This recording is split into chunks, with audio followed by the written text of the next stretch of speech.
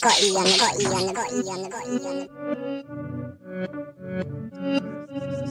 to your mind.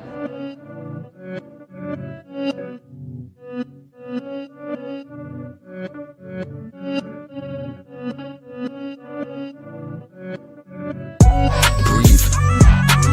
I stay quiet as I light on my loud light. Breathe. I balance diet, I'm just trying to get my pounds right. Breathe. I stay quiet as I light on my loud light. Breathe. I balance diet, I'm just trying to get my pounds right. Shouts all on my team, I need more than a mattress support in my dreams. Could grab a few Z's like I'm falling asleep, but I don't wanna wake for the morning. Grief, breathe. Tears drop to the form in the sea. A broke heart, but it's worn in my sleeve. Never listened, I was warned in my teens, but I still skip school, I was taught in the streets. Ring back, don't call for police. Stand tall, don't fall for the beast. Got issues with trust, so I'm born to believe. We've been a victim of love and now we're caught in it deep. Breathe. Yes, people, what's happening? And welcome back to Gav Goes In. Big up yourselves for coming through each and every time. It's that time again, all time 11. You know what? It actually feels like it's been a minute since I've been on there, man. When last did I go live? I can't actually remember. But yeah, it feels like it's been a minute. But yeah, listen, we are back for our normal stream. And obviously, man, like Fitz on. What are you saying, Fitz? You all good? Yeah, man. Same old same, bro. Same old same. Just trying to get by. How are you? Yeah, bro. I'm good, man. I'm all good, man. I'm all good. I'm just feel a little bit tired today, but yeah. Other than that, man, I got my black coffee on me. You know, just trying to get in the mood. But yeah, bro. Other than that, man, I've been all good, man. Just obviously been listening to the football news and that. Also, just see France just announced their World Cup squad as well. Quite a few players playing in England. That's in that squad. But yeah, bro. Other than that, I'm all good, man. I'm all good. Big up to Christopher McGrath as well. Big up yourself. Big up for coming through. So, guys, yeah, listen, we are back obviously for our all-time 11 from all the major teams in Europe. This is the last one we're doing, based in Italy, and then we're going to be moving on to Germany. And obviously, we're going to be obviously we've got two teams to do in Germany, and then we got France, and then we've got the other legendary teams that we're going to do. So yeah, if you guys haven't seen the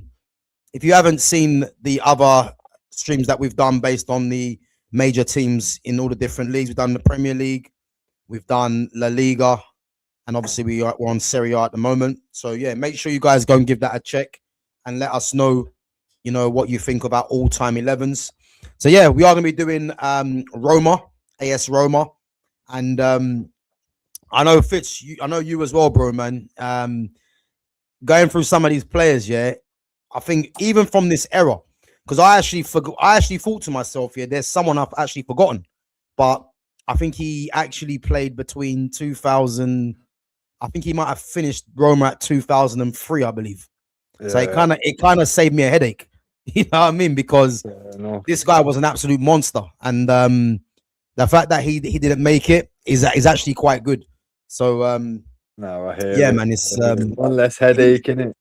Bro, less headache, man, less headache. Because I tell you now, there's so many players that need to go into this all-time 11, and I think if he was in there, I'm not sure how we're going to construct this team.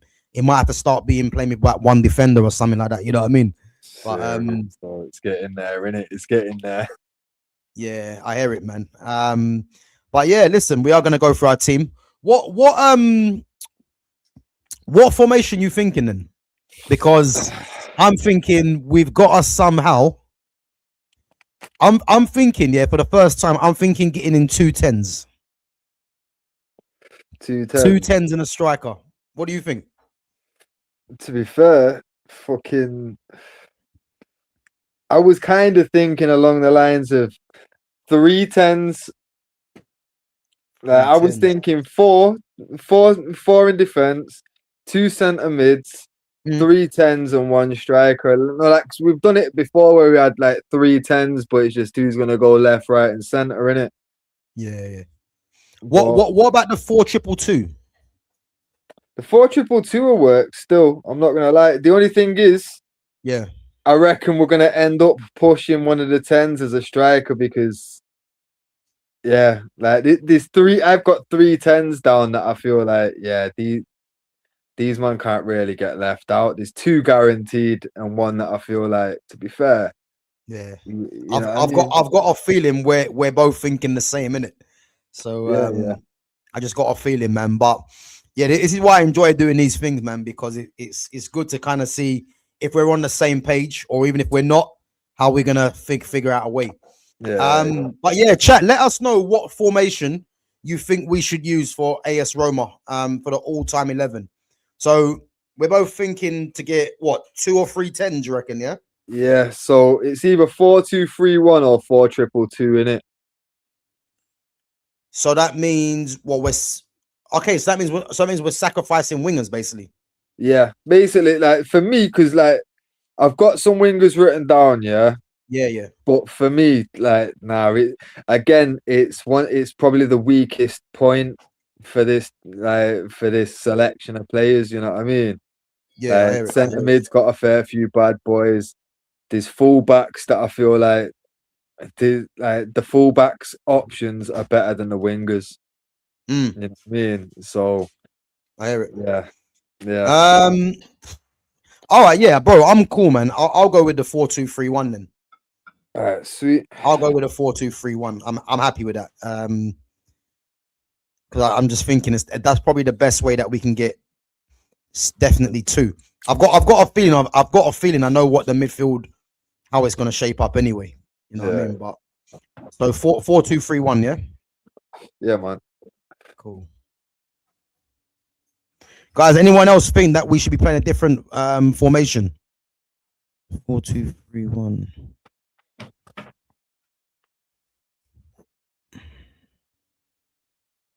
All right, cool, bro. One second, let me just move that down a bit.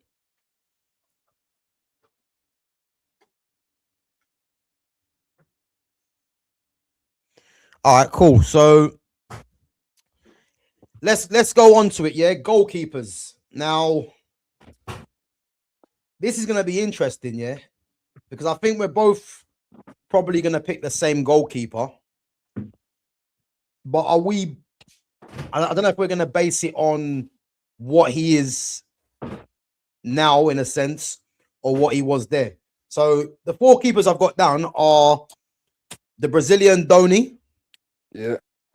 Martin Stecklenburg. I didn't have him down. Okay, Allison and Wojciech Szczesny. Yeah. Yeah. So for me, I think many people will probably be saying Allison. Yeah. But I actually do remember Doni. Doni was actually quite a decent keeper, Brazilian keeper. And I'm pretty sure they might have won. Did they win the league with him? I think they won the league with him, you know, with him in goal.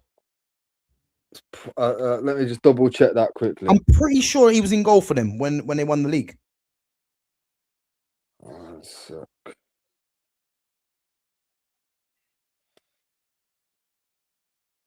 This phone's moving slow today. One sec.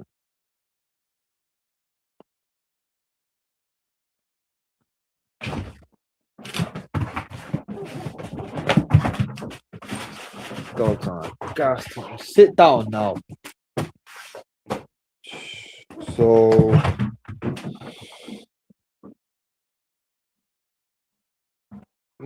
so fucking 2000 to 2001, their main keeper was Antonoli. And then fucking obviously Is that that Antonoli's? That's probably when because obviously Totti won 1 league title. I think that's when he had Cassano in there as well, isn't it? Yeah, but that's what I'm saying. That must have been 2000, 2001 season, innit? Totti, Batistuta, them man, innit? Okay. I thought Doni was the keeper. He might have been backup in it. He might have been like secondary keeper. Yeah. But it's saying here on Google the primary keeper was Francesco Antonoli. Antonoli. Yeah. I remember him actually. But again, what was he in? Was he in the area that we're actually talking about though? Nah. He was just before, innit? Okay. So, All right, me, cool. I feel like the better keeper at the time, was it's either gonna be Donny or it's gonna be Chesney in it. But if we're gonna go with what they could turn out to be, then well, obviously it's probably gonna be Alisson in it. Yeah, but again, Stecklenburg, Ajax, formerly of Ajax as well, he was actually quite a decent keeper as well. Because the reason I'm saying, because Alisson got the move obviously to Liverpool from Roma, but was Alisson better than Chesney or Donny at his time? I don't. That's the problem. So. I don't. You don't think so? Nah, I think Alisson became the player he is at Liverpool, innit? And that pains me to say, because I don't want to be giving Scousers any kind of praise, but they did turn him into a world class keeper, innit? I hear it, yeah. For me, I'd probably lean closer towards Chesney, just because he's been a stable keeper throughout. You know what I mean? What did he win though? That's the thing. What did he win for Roma? I don't think he won anything, did he? I don't think. But that's the thing. I don't think Alisson did, or Donny neither, though. You know what I mean? So to be fair, the last Serie A he won was 2000, 2001, innit? And we're starting from 2005. So these man here aren't. We've not got champions to choose from. You know what I mean? Yeah, I hear it. But that's kind of makes it harder, though. You know what I mean? Because it's like that normally gives it like, well, you've got to go with that, innit? Because they've won things. But yeah, for me, Chesney coming out of retirement to go to fucking Barcelona and do what he's done there. Fucking. But again, that was off the back. That was from Juventus, though, wasn't it? That wasn't off the back of Roma. But that's the thing, though. Obviously, my man, anywhere he's been a solid keeper. You know what I mean? It's not like he's ever been shit. You know what I mean? So it's like, well, it's time at Roma, even though I don't have any outright memories of him at Roma. Like I've never remembered a Chesney fall off. You know what I mean? Yeah. Obviously, the fact that the clubs that he's been to as well, it tells you the level in it, because it's not like he's bounced around and been at shit clubs neither. Like he's bounced around. He's been at top clubs, yeah. Like so, especially in Italy, Roma, Juventus. You know what I mean? So trust me, and obviously over on to Barca and that. Like the quality is clearly there. You know what I mean? Yeah. It's clearly been there for a while as well. So I'd probably lean towards that, just because realistically, Chesney and Donny, I'd probably go Chesney. And with Alisson, we're going with potential more than anything at this point. You know what I mean? I hear it, man. No. To be fair, I'm in agreement with that, because that's why. I mean, I had Alisson's name down. But was Alisson ahead of Chesney or even Donny when he was there? It's hard to say, really. You know, I mean, if he would have won a title with them, or because the thing is, I don't remember anyone saying that Alisson was one of the best keepers in the world when he was at Roma. Yeah, you know what I'm trying to say. It's not like a Donnarumma situation. Like Donnarumma was the best before he left AC. You know what I mean? So it's like, well, he's now more of a conversation to have, because it's like, well, fucking hell, he was elite, even though he was still young and it was a lot of potential there. He was still the best. With Alisson, to be fair, when I remember when Liverpool signed him, I thought nothing of it. I thought absolutely nothing of it. So I just thought basic keeper, same. Yeah, so like realistically at Roma, at most he must have been like the youth prospect keeper. He's like what we've got like in Vitek now. You know what I mean? Yeah. Realistically, I don't feel like if we're doing a fucking all-time 11 in 5 years' time, and fucking we're talking about Vitek because he's had a good fucking like couple of seasons at United. It's like, nah, he can't really go in, surely. You know what I mean? Like, not over some of the others. Alisson wasn't bought for peanuts. Yeah, listen, he wasn't bought for peanuts, but actually, natural fact, how much was he bought for? I swear he was bought for something like 40 or 50 mil. You know, Yeah, I'm pretty sure he wasn't bought for nothing more than that. But that's the thing. But that's the thing. That's still pretty expensive for a keeper. But the thing is, though, I'd not heard nothing about him like that. Like I might have heard one or two things about him, but it's not like he was fucking. He looked like he was a world beater, or he looked like he was going to be the best keeper in the world. Yeah. When he signed for Liverpool, rival fans didn't blink. You know what I mean? When like certain signings get made, like Cherky, when he got signed by City, everyone looked at it and said they've just signed a baller. 30 mil. You know what I mean? So it's like obviously keeper, it's a bit different, but it's like when we signed Van der Sar, everyone knew we just signed a world beater. You know what I mean? So nah. Sorry. He cost how much? 75 mil. No way. No, that's gotta be euros. That's got to be 75 mil from someone from Italy. No way. Nah, that's got to be. Let me just double check that. That's got to be euros. That. Bro, no way did he cost 75 mil. Why would you pay that for a keeper? 75 mil? Nah. That's crazy, man. 72.5 million euros. It's around 65 in it. Yeah, I mean to be fair, it's not far off, innit? But standard, but still, like, that's big money. But like I say, fucking hell, when he signed, I don't remember thinking, they've just signed a fucking problem. You know what I mean? Yeah. Like 100. Big up to Foxy Danny as well. Big up yourself. Big up. Guys, make sure when you come through, smash the like button as well. And if you're new in here, make sure you sub to the channel. All right, let's get the keeper in anyway, so we can get the boring stuff out the way. So we're gonna go with Szczesny, yeah? Yeah, that's what I'm thinking anyway. Yeah, cool, man. I'm happy with that.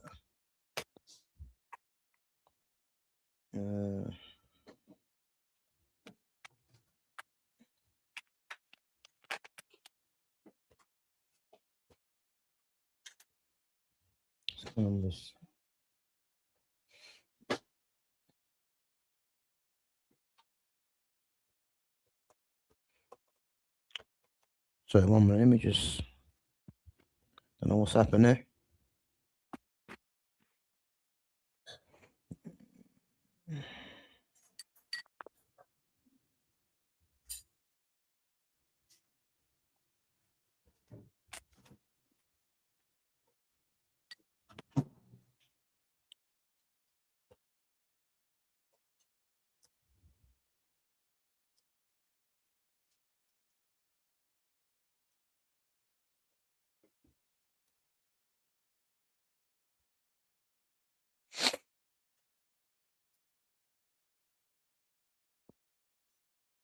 So we're gonna go with Szczesny, yeah? Yeah. Let's put Wojciech in there. Wait.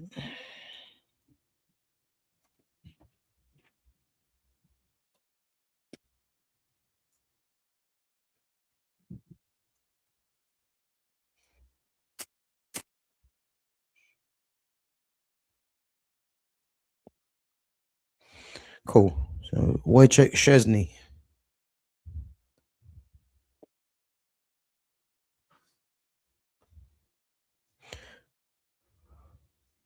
All right, cool. Let's move it on anyway to right back. Now, right back, this is gonna be interesting, yeah?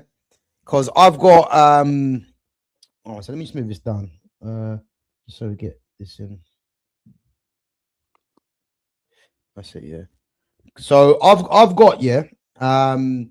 You remember Stacinio from Real Madrid? Yeah. Yeah, he was a bad boy player, to be fair. I liked him. I thought he was good. So you got Stacinio, Christian Panucci, Maicon, and Alessandro Florenzi. I didn't have Florenzi, but I put Stacinio at left back because he could play both sides in it. He could. Because basically for me, I've got two options on each side in it, and for me on the right, I had Panucci and Macon.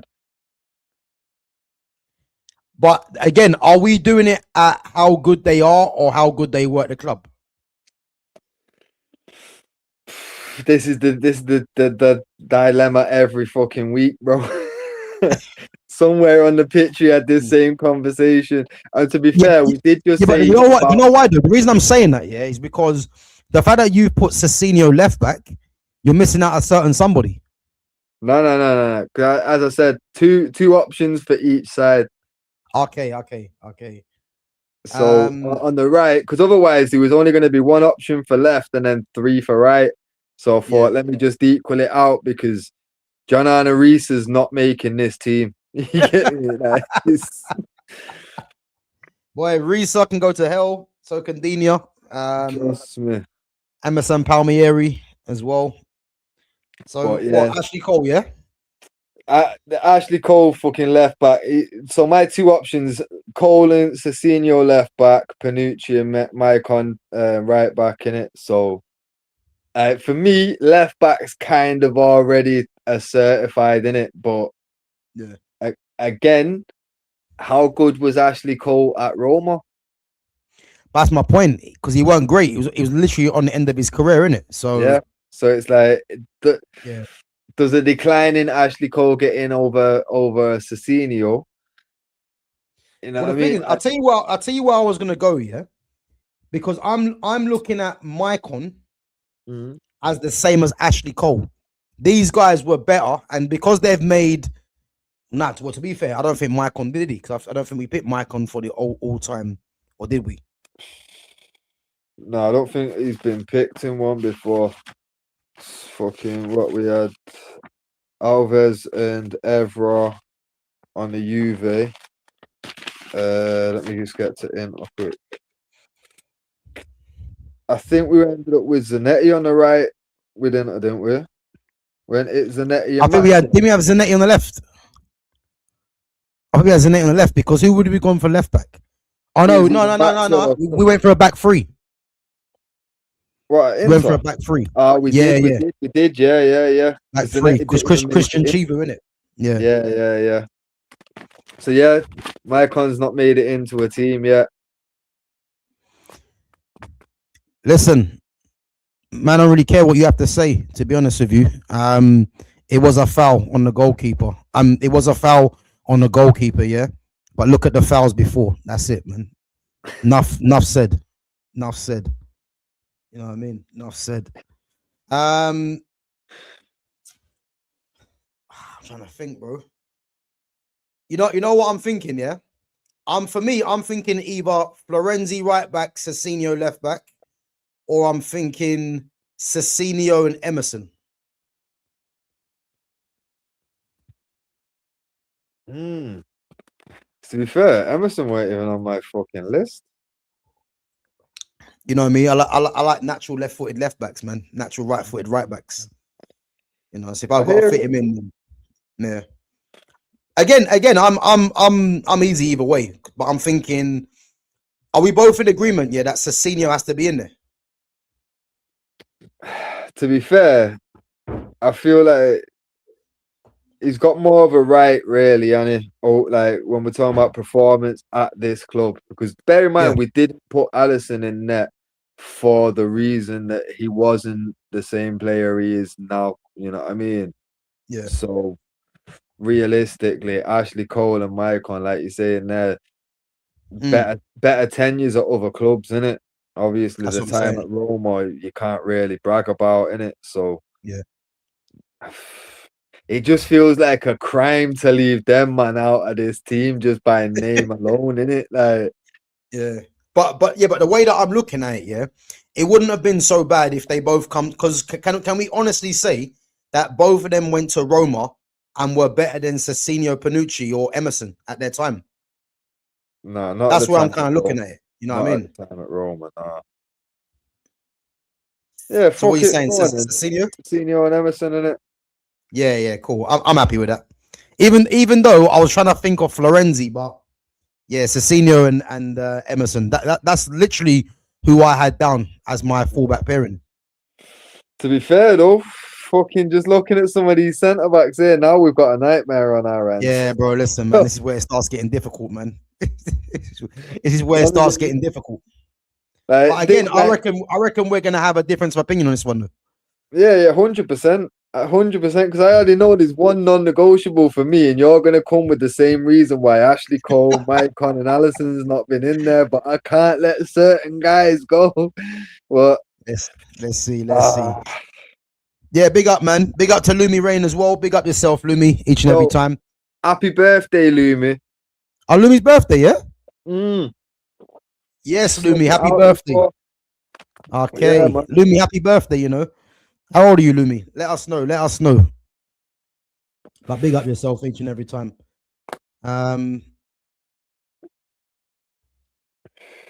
Maybe a suspect comment there. No, that's on Saturday. Guys, I'm gonna be doing a live workout on Saturday at 12 o'clock. So yeah, make sure you guys come through. It's gonna be a busy one. 31, yeah. Big up yourself.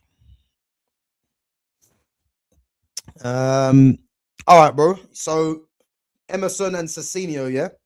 Now, guys, help us out with this one because for me, there's too many bad boys here. Actually, no, to be fair, take it back. There ain't too many bad boys, but I think we're gonna agree on one, yeah. Oh shit. I've actually just left someone out. All right, 1 second. You know what? I think it's better to tell you my partnership. Yeah? Go on. So, this is difficult because I'm thinking, yeah, Marquinhos and Rudiger. I knew you was gonna go that, but that's recency bias, bro. Don't tell me Sammy Kuffour doesn't get in this team, bro. Bro, but I knew. Do you know what? Yeah, I knew for a fact. Yeah, you was thinking Sammy Kuffour, bro. I knew it. Yeah, because you like the old school defenders, and I knew you was gonna be thinking him. Yeah, but then my point is, if you're gonna go for Kuffour, what about Chivu and Mexis? It's a problem, innit? But like I say, bro, Sammy Kuffour was a fucking problem, bro. Like absolute problem. Yeah, but he lost my respect, man, when he started crying in that final, man. So he can get out of it. I'm not gonna lie. You know what? Yeah, you know they took off Mateus just before we ended up equalizing, innit? Mateus. Yeah, bro, the captain Mateus, bro. Oh, no, for Matthias. Yeah. I remember. He took man off, yeah. You know why? Yeah. To go clean up and clean his hands to pick up the trophy. They thought it was done. Bro, I swear down, bro. Their captain got subbed off to go and clean up and wash his hands. No way. And then that happened. I would cry too, bro. Fuck that. Like, that was robbery. That was daylight robbery. You get me? Like, so what are you saying? And if he's there on the pitch, they would have won the game, you reckon? I don't know. But all I do know is fucking hell, planning that kind of on a 1-0 goal difference to say, yo, let's take our captain off to go and wash his hands for the trophy. Dickhead, mate. Dickhead move. I can't believe that. They deserved it after that, you know what I mean? But if I'm Sammy Kuffour and I'm watching the manager's taking the captain off, we've got this game in the bag. They've not been able to fucking come close to us. We've hit the bar and all sorts, you know what I mean? Yo, yes, I'd be crying and fucking 2-2s later. It was all over. Fuck that. I'm not holding that again. I didn't even know that. Sir, bro. Sir, like I say, my memory of that match, I was watching it like a friend of family's gaff with like all of us was there in it, dad, everyone, you get me? And bro, very first time I seen my dad cry in his whole life was that match. Like when we won, my dad was in floods of tears. So I'm not disrespecting Sammy for crying. You get me? I was watching my dad cry, bro. Fuck that. It was an emotional evening for everyone involved. You get me? Yeah, but we won though. So you know what I'm trying to say. I hear you can excuse the tears. But the thing is, when I'm watching a man cry because we won, I can't blame the man crying that he looked just lost. You know what I mean? Like, you got it swings and roundabouts, man. But nah, like Sammy Kafour for me, absolute bad boy. And obviously, I know that the argument is, bear in mind, 99, 2000, 2001, that was his peak years. We're talking 05 to 17. So I can understand why there's going to be resistance there. But, bro, it's Sammy Kafour, bro. Like, the thing is though, yeah. Do you think? Because I'm looking at Rudiger and I'm looking at Marquinhos. Yeah. Do you think that they were better away from Roma? but this is the thing for me. Yeah. Obviously, Marquinhos from there went to fucking PSG, didn't he? And obviously, PSG weren't going to just sign anyone, so they did sign him as a top player, innit? Bro, he was, yeah. I remember when they signed him as well, because he was earmarked as being the next Thiago Silva. And I remember because he was someone that I used to sign a lot on Football Manager as the first centre back I would sign, because he was like the young up and coming centre back. Yeah. And it's crazy to see, like, I mean, to be honest with you, no one talks about him as being amongst the top the best centre backs in the world, and he is. He's probably top 3 in the world right now.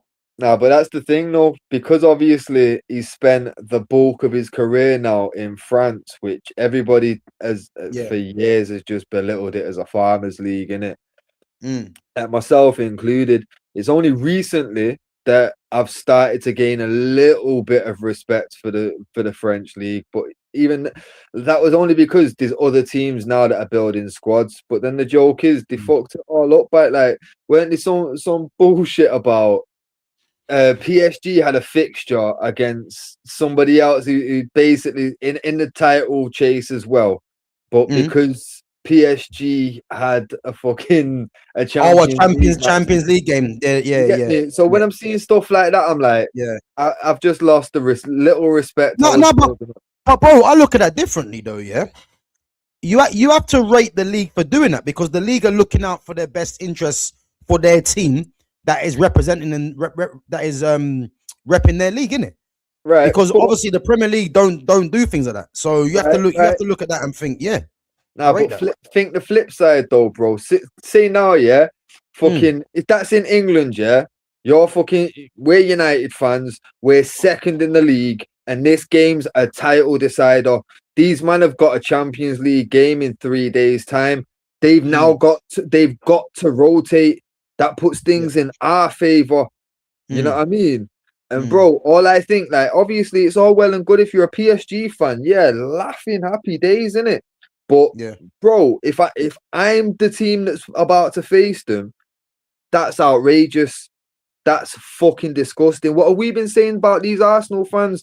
Bro, you've got to get the rotation right. You've got to manage the minutes. You've got a lot of games in short space. You know what I mean? And that's why people will turn around and say this is the hardest league in the world to win, because it's so competitive. There's no days off. If you make it to the latter stages of everything, you've got a million games to play. You know what I mean? Like, but when the French league's like, you know what? Well, wait, we want you both to have strong teams. No advantage or disadvantage for anybody. It's like, nah, bro, that's not the way it fucking should be. And if that's the case, then you already know when the Champions League fixtures are going to be played, roughly. Don't fixture in games for them periods, innit? If give everyone the same playing field, or if like that, for me, just stunk of favoritism. You know what I mean? To be honest, I agree with what you're saying, because this is why you have big squads, innit? For that rotation, innit? Yeah, but I look at it and I think, bro, look at the squad PSG have got. Look at their centre mids right now. Vitinha's not getting minutes because they've got João Neves and Zaire Emery. What in the league, bro? In the league, Vitinha's barely fucking playing. Like, well, the funny thing is, they won yesterday and won the league yesterday. Bro, look at the thing I sent you. Fucking Dembele, won Player of the Year in League 1, and bro, he started 9 games all season. Completed 190 minutes.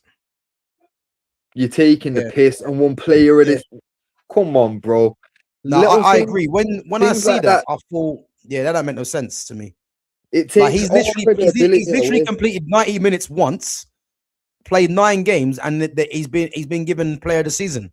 Yeah, and I think that's a joke to me. look You at know the what I mean? buzz that's been around other players, even players in his own squad. But take away from that, look at like what Mason Greenwood's been able to do over there, and look at what some of the bro. No way on earth like that. That kind of shit there, it just stinks of like, you know what? PSG's the big money. We're gonna keep these man happy because this is the guaranteed money every fucking year. Yeah. Like for me, you're if you're like the head of your football league is trying to protect one team, Mm, nah, man, it's a fix.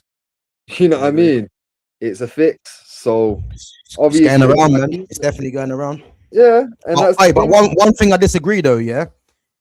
I don't think we can be saying that the French league is a farmers league, because look at where the majority of the players that this country buys. The Mm, majority of the players they buy come from that French league. So no, but that's the thing. Like mm, I've been building respect because of, like I say, the squads that they've been building, the talent that they've been making. But when you see things like that, and it's like, nah, any respects that I'm building, you're taking it back down because mm, you can't be doing this shit. You know what I mean? PSG has been the only big team in fucking France forever. You know what yeah, I mean? Marseille had a little moment. Fucking, you know what I mean? There's been glimpses of whatever from other fucking, but no one's ever been protected and afforded the same shit that PSG have got. And it's like it's the same in Germany with Bayern. You know what I mean? Like that. This is why people will say these aren't serious leagues because they're protected. You know what I mean? mm, If you're at one of these big clubs, you're safe. You know what I mean? You're 100. gonna win awards. You're gonna get stupid fucking PR. Mm, And to be fair, that's probably hampered Marquinhos, like because obviously he's the best time in his career. He spent it in what everybody in calls a France, farmers league, innit? yeah. So, but But again, this farmers league talk, man, it's not the farmers league, because in terms of physicality as well, it's probably more physical than the English league, really. And as I yeah, like said, bro, the majority of players that play in the Premier League have come from the French league, one way or mm, another. Even if you look at, yeah, who they say is the best player to play in the Premier League, Thierry Henry, he's come from the French league. Eden bro. Hazard, you The know what I thing mean? is, you go through Drogba, you go through the years, yeah, bro. Fuck all that. Go even further back. Cantona, fucking yeah, Zidane, Thuram. yeah, You know what I mean? Like, bro, there's mm, ridiculous amount of talent that's come through the French league and been the best in the world and generational kind of talents.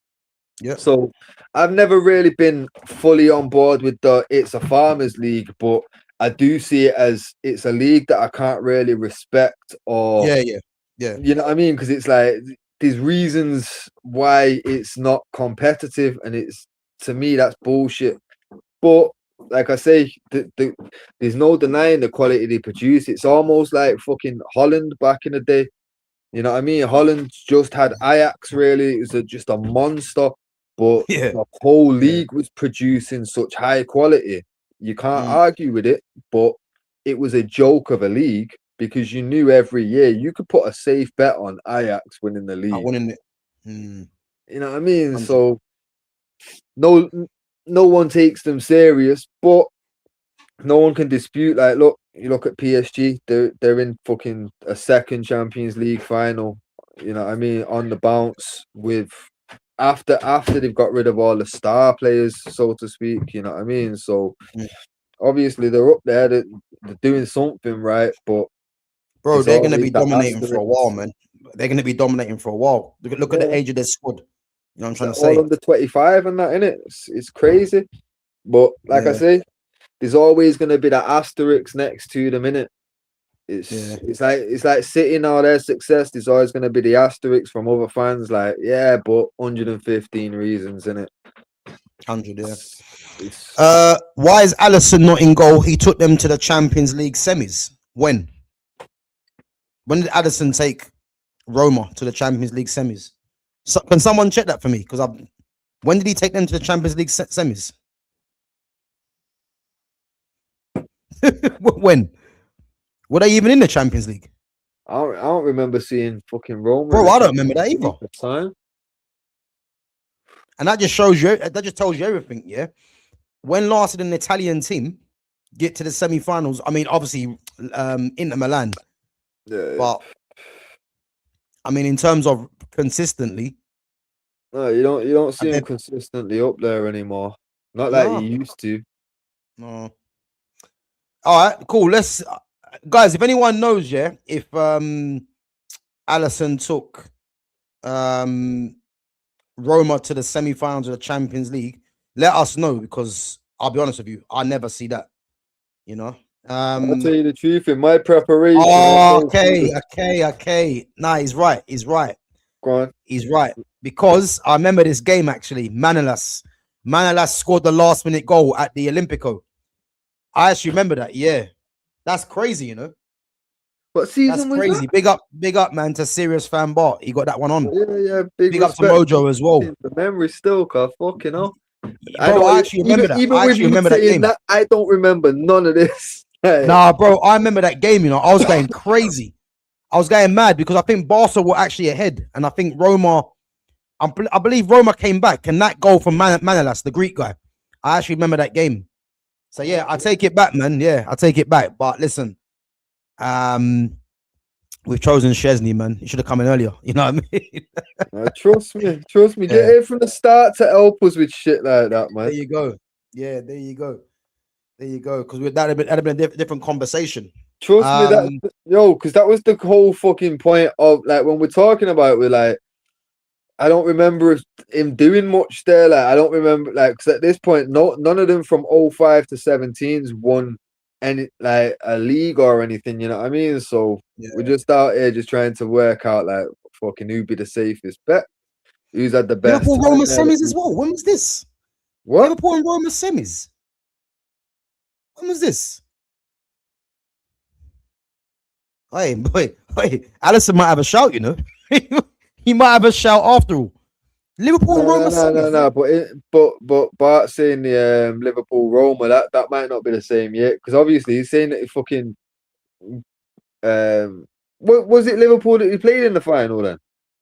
Because this is what I'm saying. What season are we even in? Fucking hell. Is this when Liverpool won the fucking thing or? I'm still oblivious. Oh like, wait, that might have been yeah. Was that when Ramos fouled Salah in the final when he done his shoulder? It might have been that year. It might have been that year. I know you've already refreshed my memory, but yo, I'm not gonna lie, I smoke a lot. My memory is not good like that. Ah, yeah, he's saying yeah. That was the season. What, right, Roma got to the semis? Bro, how are Roma getting to the semis? Who do they have in their team? Yeah, listen, Ramos was an animal. Listen, Ramos was not playing, man. He just took one for the when he done that, yeah, Ramos was just thought to himself, listen, we're winning this game, you know. Bro, I don't remember Roma getting to the semis. I mean, who was in Roma's team back then? They would have had, yeah. Oh, they would have had Edin Dzeko there. I swear. Was Dzeko there? Just tells you, innit? It's mad. Oh, Nainggolan, Kevin Strootman, Dzeko, man. Okay. It's bringing back memories, and no wonder half of these guys are on the bloody list anyway. It's making sense now. Okay, big up, man. Big up yourself. All right, let's move it on anyway. Back to these defenders, yeah. So, are we in agreement that Marquinhos and Rudiger were better away from the club? I think Marquinhos might have that the Donnarumma argument that he was already perceived as one of the top because, like I say, when PSG signed him, PSG was signing mega stars. Yeah, you know what I mean. Like he was part of their kind of Galacticos era, so he already was a fucking quality centre back when he got signed. So he might have an argument. Rudiger, I feel like he definitely became the player that he was after Roma, innit? He was, because I remember watching Rudiger at Roma, and he was quite raw, innit? But you can see he had something, but he was proper raw. So I think just because of that rules him out, yeah.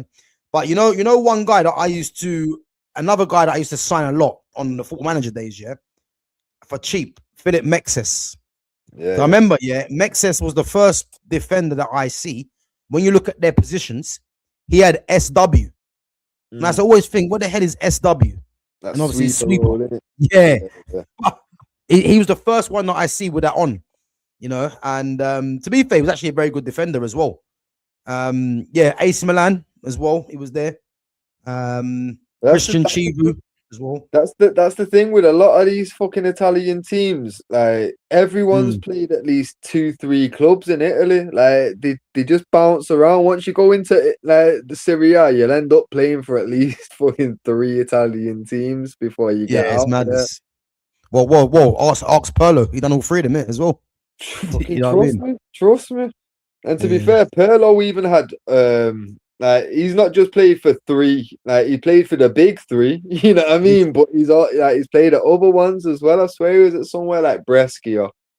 I think he might have started his career at one of them lower teams. Yeah, he did. It was somewhere like Brescia, then he got a move somewhere from there, and then after that he started doing the big 3. One sec. Gallas. When was Gallas at Roma? Now, 05 to 17, Lumi. I think Gallas might have been there a little earlier than that. Oh, one sec, bro. Oh my lord.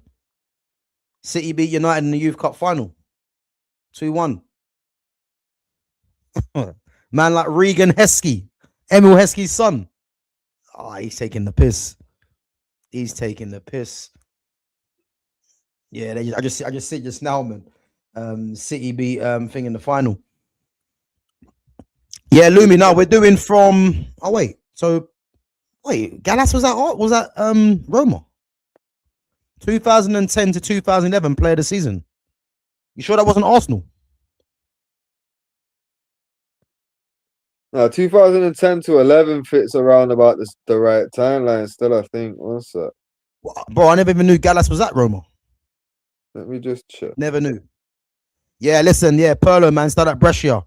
And you know what's actually mad, that he started at Brescia. Who's the other Italian that started off at Brescia? Let's see if anyone knows.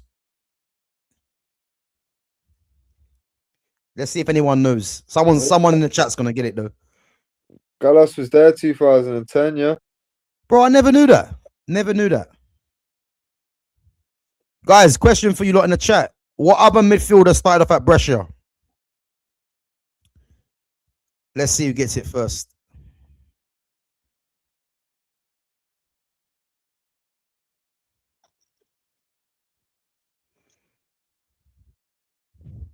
There's something with these midfielders. No one's got it. Guys, anyone know what other Italian midfielder started off at Brescia? It's easy. Come on. We must know this one.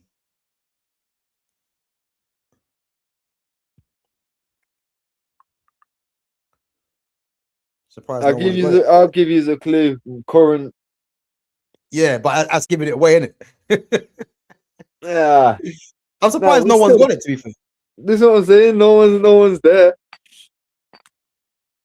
To be fair though, Brescia has had some ballers, you know. That's what I'm saying. Bro, like Roberto Baggio and that was there, you know. Yeah, that's what Mojo's put. Yeah, Mojo's got it. Tonali. Yeah, bro, they produced Tonali and Perlo. Mad. Yo, even Pep spent time there. I swear. Oh no, that was. Wait. I know. Verratti was at. Where was Verratti at? He went at. He's at another team. In Italy. That's gonna bug me now. I'm pretty sure Mojo might know that one. Yeah, Verratti was at another Italian team, lower team. I can't remember the name though. But yeah, man, Brescia produced Tonali and Perlo. Crazy, man. Mad, isn't it? Mad. Crazy talent. Baggio as well. Yeah. Baggio, Pep spent time there. 2 different seasons, man. Yeah, Pep was there. Yeah. Luca Toni, Balotelli, like bro. That's What? Balotelli Cup and Brescia? Yeah, that's what I'm just seeing here now. Fucking both strikers, Luca Toni and Mario Balotelli, both strikers who grew up near the city, made significant contributions to the club. Bro, you're ruining it, man. Don't mention his name again. You're ruining it. I bet Gav don't put Salah in the team. Bingo. We ain't got Bingo. wings. Trust me, man. Trust me. Salah ain't getting this team. Not with the kind of number 10s that if me and Fitz are on the same page, man, there's no chance. He might get into a Liverpool all-time team, but not this one. I promise you. All right, let's complete the defense, bro, before we move it on. So Q4, and then who are we going with? We're going with who are we going for? Q4 Marquinhos. Yeah, I'm happy with that. I'm happy with that. Chivu, Mexes, even Juan. Nah, come on.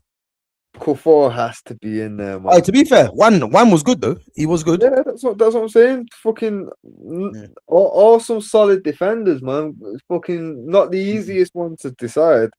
Yeah, man, like Aldair. Remember him, Aldair. Bringing it back, innit? Fucking hell, man. Yeah, Cafu was at Roma, but we're doing 2005 to 17. Cafu definitely wasn't there from 2005. Nah. I'm pretty sure of that. No, he wasn't. Bro, I hope he wasn't anyway. No. Definitely. He was like early 2000s. Yeah. All right, cool. Let's move it on anyway, yeah? Because by this point, he was in Milan, innit? But that's what I'm saying. Bounce around from fucking Italian teams, man. Yeah, he went Roma and ended up at fucking Milan. Bro, even Nedved, Lazio, Juve. Trust me, no, bro. Everyone fucking bounces around. It's crazy. Listen, let's move on to midfield now, yeah? Because I know a few of you have put some of the names in the chat already. Now, I'm gonna play games, innit? Because we're just gonna put him in anyway. You know what I mean? What, De Rossi? Mr. Roma himself. He's got to in. He's got to. First name I put down for this position. You see this guy here now, yeah? No pace, yeah? Didn't really have a mad goal scoring record, but pure quality. And these are the kind of players, yeah, that myself, Fitz, these are the kind of number 10s that we grew up on. So for all you Bruno Fernandes lovers, yeah, I don't want to hear his name because you see someone like him, Totti, there's no one that can tell me that Bruno's better than Totti. No chance. No chance. This guy was pure quality. And I'll tell you now, there's another guy that we're going to have to fit him in somewhere.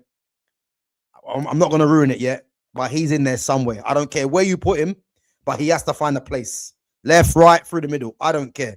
But he's going to be in there because I actually think when we talk about Baggio, he's as talented as Baggio for me, you know. People might disagree, but he's going to be in there somewhere. But we'll get on to that anyway. So yeah, Francesco Totti in the 10. Bro, the midfield options, yeah. So we've got Daniele De Rossi, Miralem Pjanic, Alberto Aquilani, David Pizarro, he was a good player. Yeah. Olivier Dacour, Raja Nainggolan, Clement Grenier, Leandro Paredes, Kevin Strootman, Lorenzo Pellegrini. You not got Gargo or Pjanic down, no? Yeah. Pjanic was the one I read out already. Oh yeah, sorry. Well, no. Fernando Gargo, nah. Listen, nah. No. Decor, no. Yeah. The Decor, yeah. So De Rossi, Pjanic, Aquilani, David Pizarro, Decor, Nainggolan, Grenier, Paredes, Strootman, Pellegrini. Oh yeah. Only Big person, I didn't put down there was Pellegrini. Yeah, I just put him down because, I mean, he was captain for a long while for them and one of their main players in recent times, isn't it? But I'll be honest but with for you. me, He ain't making his team. if we're gonna put in one of those kind of like, oh, he deserves to be there for his time and that, for me, it's De Rossi. Like I know joked Yeah. around before, like obviously Totti's the first name in, but De Yeah. Rossi still, I feel like he has a title of Mr. Roma as well, innit? Like Yeah. But bro, he's basically the vice to Totti, really, isn't it? When you think about it. yeah. So I feel like Hmm. in When you in think of Roma, you centre. think of them two. Yeah. Yeah, man. So it's like you can't, and I don't really know whether you can have one without the other Mm. because they, you know what I mean? They went hand in hand in it. So 100. I feel like realistically, De Rossi has to be in there. So we've only really got a conversation about who partners him in it. Yeah. I mean, I'll be honest, yeah. I'm quite stuck for this one because this is the one position that I weren't sure who I'm gonna put in there, really, because I mean it's probably between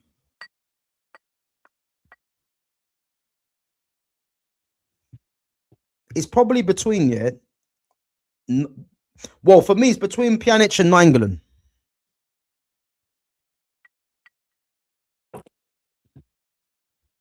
I don't And I'm know. gonna put this down to the chat. Chat, what do you reckon to go alongside the Rossi, Pjanic or Nainggolan? I know who I've got in my mind, but I want to see if anyone's thinking the same. Let's see what the chat says. Oi, Javier Pastore, another one. Javier Pastore. Yeah, he was a bad boy, to be fair. But to be fair, Pastore was someone that was tipped to be a lot to I mean, he went to PSG as well, but he was tipped to be like a serious player, and he didn't really live up to it. But he was very, very talented, though, man. Pastore. Bro, who are you thinking to go alongside him? I'd probably go Pjanic, you know. That's exactly what I was thinking. Yeah. Yeah. Yeah, Pjanic. Yeah, I'm happy with that. Now we've got some. I feel like fucking it should be fairly clear cut, but I want to hear what your ideas are for this because I could tell you right now the last three positions. So is this the version of Pjanic? Is this version of Pjanic better than the Juve one? You know what? Yeah, that's a good question, and I'll tell you why. For me, he was, yeah. Because you know what, I guarantee you, there's not many people that actually knew, yeah, that Pjanic was actually a number 10, but then he dropped back to play in central midfield. So for me, he was better at Roma. For me, Pjanic, highly technical player, you know. But then when he went to Juve, he was more of a central. In actual fact, yeah, this is not a bad shout, yeah. Pjanic basically done what Pirlo done. Started off as a 10 and then dropped back into midfield. So he's basically a poor man's Pirlo, basically. You know what I mean? Yeah, like, but to be fair, if you look at it, a lot of the best like centre mids normally were tens at one point. Like Scholesy kept just dropping down. Initially, he came in as a striker, if you remember. Yeah, of And he course, just man. started getting pushed further and further back. You get me? Yeah. But fucking, He was deadly. He was deadly as well. I mean, even in the air, man, from early yeah. days. Trust me. Trust me. I still remember. I've got a fucking somewhere because I got it from my dad, but obviously when he passed, I got it back. It's the picture of the header that he scored against City. Yes. Yeah, but I've got it signed. Wait. That wasn't the one. What one was that again? That wasn't the one where we was going for the title, was it? No. Yeah. We definitely wasn't a title race with City that season. I remember. Yeah. But yeah, man, because I've got that photo signed somewhere. That's like, bro, Scholesy, absolute bad boy, bro. Like I say, my pops literally told me, like, because he watched his whole career. Like, obviously, he'd been watching football for years when Scholes broke through as a kid. So he's watched Scholes like debut and retire. He's like, yo, there's never been a footballer like Paul Scholes, like never. You know what I mean? But fucking for me, I always looked at like the long range shots and the balls that could be played, and that like Pirlo and Scholes were so similar in certain aspects that I was like, yo, fucking Pirlo's ridiculous. Like he just Bro, bias aside though, yeah. Bias aside, who would you go with? Pirlo or Scholes? I know it's a horrible one, but the thing is, Pirlo could tackle. Yeah. You know what I mean? I think that's what's going to edge it, because when you think about who can do what better than who, a lot of shit's fairly equal until it comes to that defensive work rate. You know what I mean? I think Scholes was more of a goal threat, though. Yeah, but again, like in centre mid, do you need a goal threat from your centre mid? Nah, well, I think Pirlo was the ultimate controller. The ultimate controller. Just pulled all the strings in it, but again, that for me, that's where Scholes was at his best. Like old Scholes, where he just fucking dictated shit from the center of the pitch. Bro, that to me, that was his best fucking period. To be fair, like obviously he had some crazy fucking performances in his younger days, but where he literally just picked up the ball, looked, and just played the part. That was peak Scholes for me, innit? Like, bad boy, man. It was just wizardry. You know what I mean? Like no one could even get close to him. He was just he's ridiculous. But like I say, the one thing that I always did, not dislikes, you can't dislike Scholes, but the one thing that always got me about Scholes was that he just, as long as he played and at the level that he did, he just never learned to tackle at all. Like, I don't know whether it was just this, because now I've seen him talk a lot more now. I feel like he's got a proper dry sense of humor. So I feel like he might have just been like that kind of guy, like, fuck it, it'll be a laugh. Yeah. But, you know what I mean? Like, I know exactly what you mean. I know exactly what you mean. Bro, yeah. You hear the stories and it's like, yo, people on the cliff going for a quick piss in training, he's dinging balls off the back of the head and that. I'm like, he's definitely the type that'd give you studs just for a bit of bants. You know what I mean? But it was only a joke. Trust me. Oh, what do you mean a red? I was pulling in. Oh, come on, man. But he's definitely got something hidden there. I would trust me. But yeah, to be fair, if I was being brutal about it, like centre mid, I probably would go for Pirlo out of the two, without bias in it. But but again, there's nothing in it, really, is there? Yeah. It comes down to the defensive side of things. You know what I mean? Which realistically, you put Scholes with if you got a different, the right partner. Like realistically, you put fucking Pirlo and Scholes together, that is a fucking problem. You know what I mean? That is just keep all day, man. You know what I mean? Trust me. Well, fun. Like I say, Scholes was a fucking magician and a genius in what he could do with a ball. But defensively, he just never shown me enough to give him the edge over Pirlo in it. So I hear it. Let me go through a couple of these questions before we move it on. Was Pjanic a regista or was he a ball playing centre mid? I would say, first and foremost, he was a number 10, but then as he dropped back a bit deeper, I wouldn't say he was a regista, even though he could play as a regista. I would just say he was just he was an Andrea Pirlo, but probably slightly more attacking. So I'd say he's more of a ball playing central midfielder, but he was a top player, man. Pjanic, top player. I remember watching his career, man, when he first came through. Bosnian international as well. But I'll say he was a ball playing midfielder, but he could play as a regista as well if he really wanted to. Was Totti better than Cantona? Nah, sorry, I can't do that. But bro, you know what? This is a difficult one to answer, yeah. And I'll tell you why. Is because I don't really know how we can kind of answer that question because I mean, because Cantona was more physical, but that's because he was playing in the Premier League. Yeah. And it's like, but Totti was the brains, you know what I mean? No, but don't get it twisted. Cantona had a fucking genius football mind. Yeah, he did. Like He he did. could he could pick out passes and just look up, see the keepers off his line, and just do some audacious shit. Like he was so quick, so quick. Like, and I don't mean pace wise neither. Like just quick minded in it. Like everything just it was just fucking natural instinct almost with him. Yeah. But my thing is, how would you separate them two though? That's the question, I think. Because if you're gonna say Cantona's better, what are we saying he's better than Totti at? Well, all right. Well, what would you say is one of his Totti's strongest traits? Because for me, like outside of actual football ability, one of his strongest traits is his leadership in it.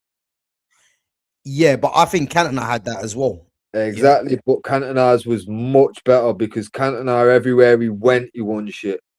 Yeah, I agree. Yeah, but what I would say, if I was to separate them two, yeah, I'd say Totti probably had a better strike on him. But then again, I'm probably clutching at straws. That's what I mean. Because did he really? I personally don't think so. I think if you used to go away and pick your top 20 Totti goals of all time, and I picked my top 20 Cantonas, I think it'd be a lot closer than like it wouldn't be a clear cut Totti's winning anyway. I tell you that much. I feel like it might even be swung closer to Cantona. Well, the thing is now, the thing is for me, I actually think Cantona was better, but I'm struggling to think really why I think he's better, because I think what Cantona can do, Totti could do, but the only difference is I think Cantona would probably get more ratings probably because he's doing it in a more physical league, and then the argument would be Totti couldn't do it in a physical league, innit? Yeah, that's the only thing I'm looking at. Because here's the thing. Here's the easiest way for me to decide this one. If you put Cantona in Serie A during Totti's era, does Cantona thrive? Because for me, he does. For me, he does. Yeah, but I don't think Totti thrives in this league. Yeah, either at Totti's era or Cantona's era. Because Cantona's era was a lot more physical. Yeah, you know what I mean. Because they started easing out the physicality over the years to now where everything's a foul. You know what I mean? But fucking hell, back when Totti was playing, not everything was given. But when Cantona was playing, basically the first two were free. You know what I mean? Like people would go and lay the first couple of tackles in the mid-90s because you weren't getting booked for your first two offenses. You know what I mean? You could literally break a leg 2 times in the first two, you know what I mean? And you're not getting nothing. Like, fucking hell. Back then, bro, bear in mind, back in the 90s, we see players swing punches at each other and stay on the pitch. It was crazy. You get me? I don't think Totti could survive in England during Cantona's time. Even fucking 10 years later, I don't think you could do it then either in England. So that for me just says, like, obviously, because everyone's highlight reel can look fantastic, but put them in the most physical league and see if they can still do that. And that's what makes Bergkamp fucking magic. The fact that this is what I'm saying. Yeah, it's going back. Cantona could do it in a less physical league, but Totti couldn't do it in a more physical league. And I think that is what the argument is, really, isn't it? Yeah, and because it'd be the same. Someone said Baggio or Bergkamp. For me, they're both fucking outrageous, but I feel like Bergkamp proved he could do it in the physical one. For me, Baggio not so much. Yeah, but again, if we've had Zola in this league, Benito Carboni and that, then Yeah, Badjo can do it. You know what I'm trying to say? So yeah. No, I hear it, but you can't. yeah, But we can't just give Baggio benefit of the doubt just because like we've had Zola and fucking Di yeah, Canio and these man come and do it. Because it's like, well, yeah, them man did it, but let's be real. We saw them man in Prem, right? And Bergkamp and Zola aren't comparable, bro. As good as Zola was, nobody's having that conversation. mm. You know what I All mean? right, this is a better convo, yeah. Do you think there was more better number 10s playing in Italy at that time than there was playing in the Premier League? Mm, Because think of the 10s in the Premier League, yeah. You had Bergkamp, Cantona, Zola, Di Canio. obviously not all at the same time, but like a similar era, innit? Yeah. Zola, Letitia. Letitia, even if we're gonna throw a man like Benito Carboni and that as well. And then you Yeah. think of like Totti, Del Piero, Zidane, Baggio. Baggio, Beppe Signori. You remember Beppe Signori? What Yeah. a player he was, man. Rui Costa. Bro, sorry, man. I think Italy have won, man. I'm sorry. Nah, yeah. But that's what I'm saying, I though. think they've won. But Zabonime the thing Boban. is, though, that like obviously, the Italian league was always like a more defensive league, but it wasn't as physical. You know what I mean? So Mm. for me, like, yo, if you'd have put Letitia in the Italian league, he'd have tore it up, bro. Yeah, he would have. He would have. You know what I I agree, mean? man. And like, Bro, how look that at guy it, only got limited caps for England, yeah, is a disgrace as well. And that bro. just tells you everything about how they saw football. Made no Exactly. sense. This is the thing, bro. Like My man from scored a when hat trick, bro. England beat him, on his debut. On his debut. Letizia getting no love, yeah, Yeah. for being a tenant in the Prem. But if he'd have been in Italy, different sauce. You know what I mean? So 100, for me, like, I, I, like, because bear in mind, bro, we're thinking back of them like Italian number 10s from Galazzo. You know what I mean? And let's be clear, like I've said it a million times, anyone can look good on a highlight reel. I can whip up a Jemba highlight reel, you know. You know what I mean? I could whip up a fucking highlight reel of a mediocre player and make him look like an absolute world beater. Bro, why are we bringing in Jemba in this combo, man? Come on. You're killing me, man. You're killing me. Bro, Jemba, this is the thing, because highlights anyone can look good, and we're always looking with the nostalgia goggles of how good Galazzo was and all the rest of it. And obviously, bro, they had some absolute ridiculous players through the league, but I feel like the top players did do it in other leagues. You know what I mean? Like Yeah. people that just stuck to one league, like Scholes are doing it in just the Prem, one of the most physical, toughest. Like I can respect it, but if a man's staying in just Italy or just Spain, I feel like there's an asterisk next to that. Cause like even like Iniesta and these Yeah guys, and no. Yeah and no. Because I think, because the reason I say that, yeah, if you're like, for instance, you're a Totti, yeah, you're a Del Piero. These guys were never gonna thrive in a different league. They won because they were just true technicians, innit? And they're not gonna thrive in the physical league. Again, the likes of Bergkamp 6 foot, these guys were more physical, but they had quality as well. You know what I'm trying to say? yeah. But that's the So, thing, though. These man could do it in because Cantona, I swear, he won a trophy at Marseille before he left there. He won a league at Marseille. You get me? And then fucking he left there, ended up at Leeds, won them a league title. Then the season after he was at United, won us a league title, and then continued to win us shit. It's like, well, my man went from a less physical league to a more physical league, still did it at the highest level. You know what I mean? Bergkamp did it in Holland, went over to Italy. It wasn't like he wasn't performing in Italy.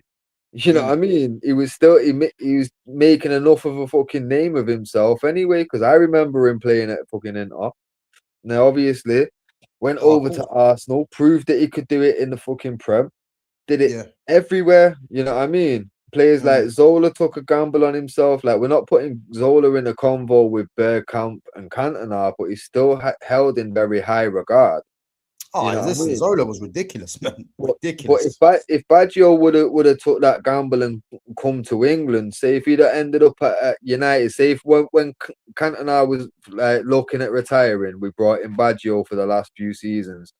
Yeah. Bro, he could have been the same kind of player as Cantona for all we know. He could have still coped and managed and not really batted an eye from it. But the fact that these men never did it, it's kind of like, well, fucking hell. Like that's what Cristiano fans will say to Messi fans, in it. Like, Cristiano did it in multiple leagues and proved that he could do it Yeah, but bro, this argument gets on my nerves, man. I don't care. Ronaldo's not better than Messi, bro. It's just that simple. Ronaldo can't light a torch to Messi. I don't care what anyone says, bro. But that argument to me is dead. Cristiano, Messi, you know what I mean? But the point still remains, like, it is a valid argument when it comes to situations like this, where we're like, well, fucking classic players that are already like done, dusted, and it's like, we're looking at it, well, fucking hell, Baggio was absolutely outstanding, but the fact that he never did it in a more physical league, or he never tested the waters, at least, it's but bro, I don't know if I agree with all that though, because it's like, why does he need to go to a different league? Because look at Messi, for example, at Barcelona. Yeah, there was no need for Messi to leave Barca because he had everything possible that he needed. He only left because of financial, isn't it? So even when people say like these guys have done it in different leagues, it's like, so what? Messi was doing it in the Champions League. He was doing it season in, season out. You know what I'm trying to say? Look at it like this. Look at it like this, because obviously, like the whole Messi Ronaldo thing is kind of coming into it now. Look at it. Go further back. Look at the argument between Pele, Maradona. Yeah. Pele only played in Brazil and America. Shit leagues. Maradona went over, did it in Spain, did it in Italy. He proved he could do it elsewhere. And it kind of deaded the argument, bro. You know what I mean? Because it's like, well, Maradona's gone elsewhere. He's done it in South America, in what's perceived as a much lesser league, but let's be real, it is a very intense league still. Then he's gone over and fucking done it in Spain, done it in Italy, proved that he can adapt and still be the best player in the world anywhere he goes. So that kind of the thing is though, people weren't choosing Maradona over Pele because Pele done it in America and Brazil, and Maradona done it in Italy and that, and in Spain. I think if you choose Maradona over Pele, it's purely because of aesthetics, isn't it? Of how it looked. And I'm Maradona over Pele anyway. I think that's the reason. I don't think it's nothing to do with what leagues he done it in. No, because he could have done it in the same leagues as Maradona, but I'm still choosing Maradona. Nah, because this is what I'm saying, bro. Growing up, say for example, yeah, you're born in 2000, yeah, so you've never actually watched any of them play, not even highlights, nothing. You're just going off what you know, yeah, bro. Just knowing that Pele has only done it in America and South America, but knowing that Maradona did it at Barca and did it at fucking where was it, Napoli in it, or was it Lazio? Napoli, Barca, yeah, Napoli in it, and then fucking I just remember the blue shirt in it. But obviously, bro, the fact that my man's done it in those leagues, and he's done it when fucking Spain was still a top league. That, like, bro, Barca and Real was ridiculous squads them times. You know what I mean? Like, Spain was still seen as having big teams there. When he went to Italy, it was the strongest league in the world. So just knowing the fact that he'd been about and played at these different teams, it's gonna have, even if it's subconscious, it's gonna have an effect on your opinion. If you never see him kick a ball and just know that, you can see all the stats about how many goals Pele's meant to have scored, but when you see that Maradona did it everywhere, it deads the convo, in it. Like for me, I'm more Maradona, but again, I never watched Pele. I've only seen old footage and clips and shit in it. But with Yeah. Maradona, I remember watching highlights of the man. Oh, So it's yeah. different, you know what I mean? But at the same time, fucking hell, I can't really say that Pele could even be an argument for him just on paper alone, because Yeah, but again, I think it's preference for the aesthetics, isn't it? So just the way Maradona dribbled, you know what I mean? Just the way he played, it's going to be more to my liking anyway. And I think the yeah, best way to kind of look at it, you've got Maradona who's like Messi, Pele who's like Ronaldo, and then you yeah, bring it back even to football now, yeah. Mbappe's like Ronaldo, and Yamal's like Messi. You know what I'm trying to say? Or Neymar's like Messi. So it's preference, isn't it, of how you kind of see football. mm, mm, And that's why I don't care about numbers, bro. Like it's just I don't care about numbers. Numbers should be used as a bonus. You know what I yeah. mean? That's how I see it. But No, but that's what I'm saying. No, for me, mm, when conversations are that tight, 'cause it's like on the eye test, Baggio Bergkamp's so tight. You've got to then start talking, right? Well, let's look at numbers. Let's look at where they've done these numbers. You yeah, know what I mean, and who they've been playing against and all that. And that's where you make your decision really, because these conversations are that tight. Like mm, Totti Cantona, like you're saying, just on the pitch as a player himself, everything's so tight that then got to start looking at the additional factors in it, yeah. and those I additional think I think a factors. good comparison though, yeah. Or just based on that, yeah. Who would you go for, Totti or Del Piero?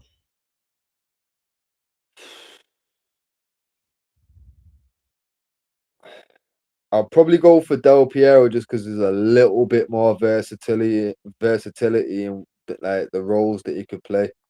Yeah, Like with Totti, for me, you're playing him as a 10 straight out. He's just a 10. Del Piero, he's a bit more. Yeah, you could yeah. adapt to a few different roles if you need. It's a perfect comparison though, isn't it? Really. Yeah. Very good comparison. But Mm, again, it's so close that you've got to go to additional factors. Del Piero's a bit more adaptable to play a few different roles, whereas Totti, he's just going to be staying as a 10 for me in it. yeah, So yeah. again, anytime you got these close comparisons, unless it's something like a fucking, who do you want, Skulls or Jemba? Yeah, it's a clear cut. We know where we're going in it. But if you're going fucking a real Jemba close Jemba. call, the man's Jemba so nice. Jemba, We you know. named him twice, bro. But Listen. I ain't gonna lie, I was gassed when United were linked to him, yeah. Then I see him play the first game. I swear on his debut, bro, he just booted the ball out of the stadium. I swear to God. I swear to God. I swear to God he done that, man. I thought, ended what up the on the hell is this? canal. Bro, listen, Nah. do you know what? Sometimes you gotta question the thinking behind some of these scouts, man. Like how'd they get it so wrong? You know what I Know what mean? it was? Know what it was? I'm convinced, yeah, because bear in mind, timelines all kind of link up. Yeah, Fergie thought he'd signed Dino in it, and then Dino went to Barca. Yeah. yeah. So then we signed Jemba, Kleberson, followed by a few years later Anderson. Them scouts were desperate to give Fergie a Brazilian wonder kid. Desperate. Even I'm brought telling the you. twins through. You know what I mean? Like, Yeah, yo, yeah, this 100. a bag of Brazilians. One of these man will be as good as Dino, and not one of them come close. And then from Oh, Bebe and Obertan. Bro, listen. that's What it, listen, I don't know what was going on, man, when they thought of signing them players. Bebe bro. and Obertan. Even Fucking Mame Biram Juve, remember him? yeah, bro. And wait. Remember Dong Fanju? Don't find you, bro. Hey, listen, what are we doing here? Dong Fangju. When I first see Dong Fangju, I thought, oh, this guy looks serious. Boy, he made one first team appearance, man. He was terrible, man. Nah, bro. I, I'm too again, turned the on to thing is, you these know why he was things. bought, though, innit? You know why he was Yeah. bought, innit? I knew exactly why as soon as he was. You Tap get into that me? market. Yeah, man. We just started cracking into Asia like 2001. I think we did our first fucking tour there, innit? And then from there, it was just we were just trying to crack Asia because they knew you crack Asia, you have got millions every year Trust coming me. in. That So, brown envelope, take dong for us. You know what I mean? That's what it was. trust me. Ah, man. We've had some Yo, terrible strikers, man. Terrible strikers. yeah. Biram Juf and Dong Fangju. David Bellion and that. Oh, Bellion. I remember they were gassing up Bellion, saying Bellion's the next Henri. I And the remember man that ended up at talk Sunderland. there. Oh, man. It just shows you, innit? What's it? Let me go into some of these comments quickly. Was Pirlo better than Xavi? Yes. Yeah, he was for me, yeah. But I don't think that's a fair comparison because if you look at Pirlo, if Pirlo played for Barcelona, Pirlo would be playing where Busquets played. Yeah. So if you was to say to me Pirlo or Busquets, I think that's a better comparison. But for me, Pirlo was better than Xavi, but Xavi was still good though. You know what I mean? Yeah. Did Pogba have more natural talent than Scholes? 100%. Paul Pogba is one of the most gifted players of any generation. Of any generation. You're not meant to be, that tall with feet like that. Yeah. Wait, is that Aiden Heaven? No, it can't be. No, it's not. Yeah. You're not meant to be 6 foot, yeah, with feet like Paul Pogba. He had feet like a winger, skillful, strong, good change of pace, pass off both feet, shoot off both feet.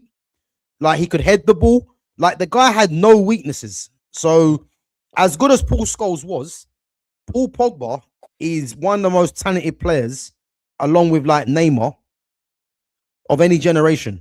Like these guys are ridiculously talented.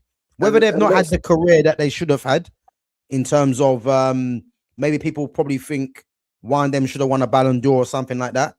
But no one can deny that the talent that Pogba has, should I say, is listen, the only midfielder I would say of Paul Pogba's era that is arguably as talented as him is Thiago Alcantara. He's the only one. Them two are in a league of their own when it comes to ability as midfielders. You know? No, and you got to remember as well, like you see with Pogba, you see like a lot of the attributes that he just reeled off, like his physical attributes. Like he was blessed as an athlete, you know what I mean? Like he was going to be a superior athlete in no matter what sport he chose. But like you see Paul Scholes, he had a fucking growth problem where he couldn't grow. I swear he had ankle issues and knee issues. The man had asthma, for fuck's sake. He was never supposed to be a footballer. If anything, it's more a testament of the fact that he did have a natural talent, but it's more a case of the work that he put in. You know what I mean? The sacrifices that he's made. Like, because obviously, I've seen interviews where he's talking about his dad got a phone call off Fergie in it saying he's been like hearing that Scholes has been out drinking and that. His dad turned around and said, "Right, is he not allowed to have a night out?" And Scholes basically then decided, "Nah, I know what Fergie's saying there, innit?" And he just stopped chilling with his mates. Never spoke to them since. Just that's what was good about Ferguson, man. The man was one of the ultimate man managers, though, innit? You know what I mean? Yeah. But again, like I say, it come down to the work that was put into Scholes and the work that Scholes he put into himself, innit? Like Paul Pogba, just naturally, his ability was something else, innit? Absolutely. Bro, Paul Pogba, as I said, as a midfield, everything that a midfielder needs to have, press resistant as well. He has it, and that's why I say only Thiago Alcantara is the only midfielder comparable to his generation. And even if you want to be picky and say, okay, Paul Pogba is more of a physical athlete than Thiago, but those two for me, they stand alone in terms of ability wise for midfielders. You know. And you see this question there just quickly. This comment just there. Serie A crawled so the Prem 10s could run. You know what? I actually believe that as well. I hear it. I actually believe that. That's a sick comment. Serie A crawled so the Prem 10s could run. I hear it. Because to be fair, like they did make like the 10 like a proper thing before anyone else, innit? Yeah. They were utilizing like tens and producing specialty tens. Like these man just started like Totties and them man. You know what I mean? Just this Yeah. man is a 10. You can't put him anywhere else. You know what I Exactly. Exactly. Yeah. Yeah. Exactly. I think, yeah, you know what? In actual fact, yeah, he's probably been one of the only, obviously, there's been more, yeah, but one of the first players that you can just say, like him and Riquelme for me, like they can't play nowhere else but the 10. Yeah. You know what I'm saying? Yeah. Because a lot of tens normally, like you can put them as the 9 or you can put them out wide, and you know what I Yeah. mean. Yeah. But like, Like nah, Zidane, like, bro. Yeah. yeah. Like you can literally just bang a lot of these man anywhere, deco. You know what I mean? Just bang him Mm. out wide if you want.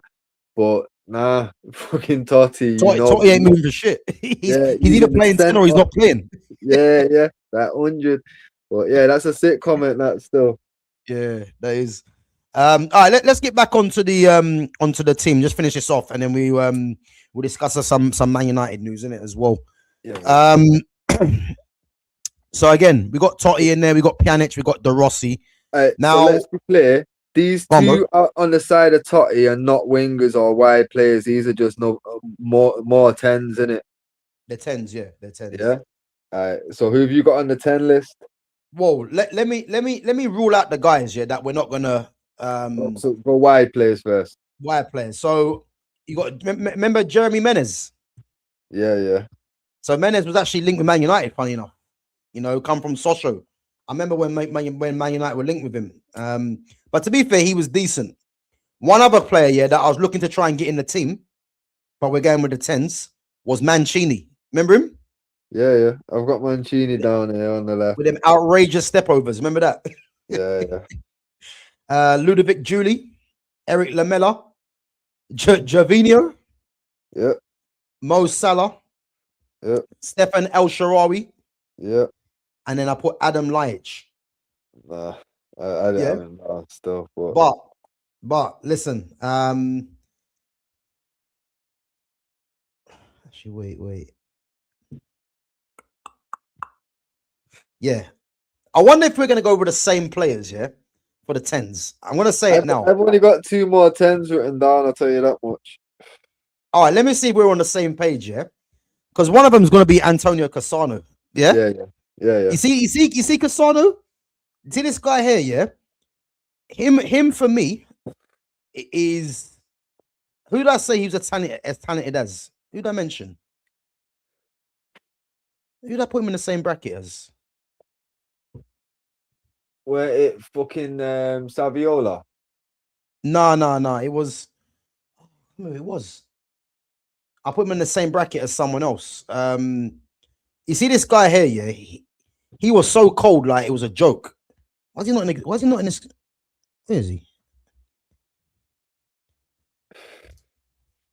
You might have one of them fucking longer black names in it. Like, you know, Yeah, no, I got him. Yeah, I got him. Bro, this guy, yeah, he was so cold, man. I remember him and Totti's partnership, yeah. Bro, it was just ridiculous, man.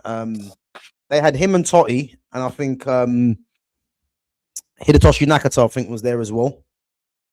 Vincent Candela. I swear they were in the same team, weren't they? Was Catholic? Nah, that wasn't the team, was it? What team was he in? Was it Katana and Totti? They had like remember Marco Del Vecchio? Yeah. I think he was there, but he was a bench player. And then they had I think Nakata, Emerson, he was there. And that Roma team there, dangerous. I'm pretty sure that Roma team won the league as well. But Totti and Cassano together as a partnership, yeah, just too good, man. I remember that. And he's definitely in there for me, yeah. The other player I'm thinking of, yeah, but I don't know if we got the same player.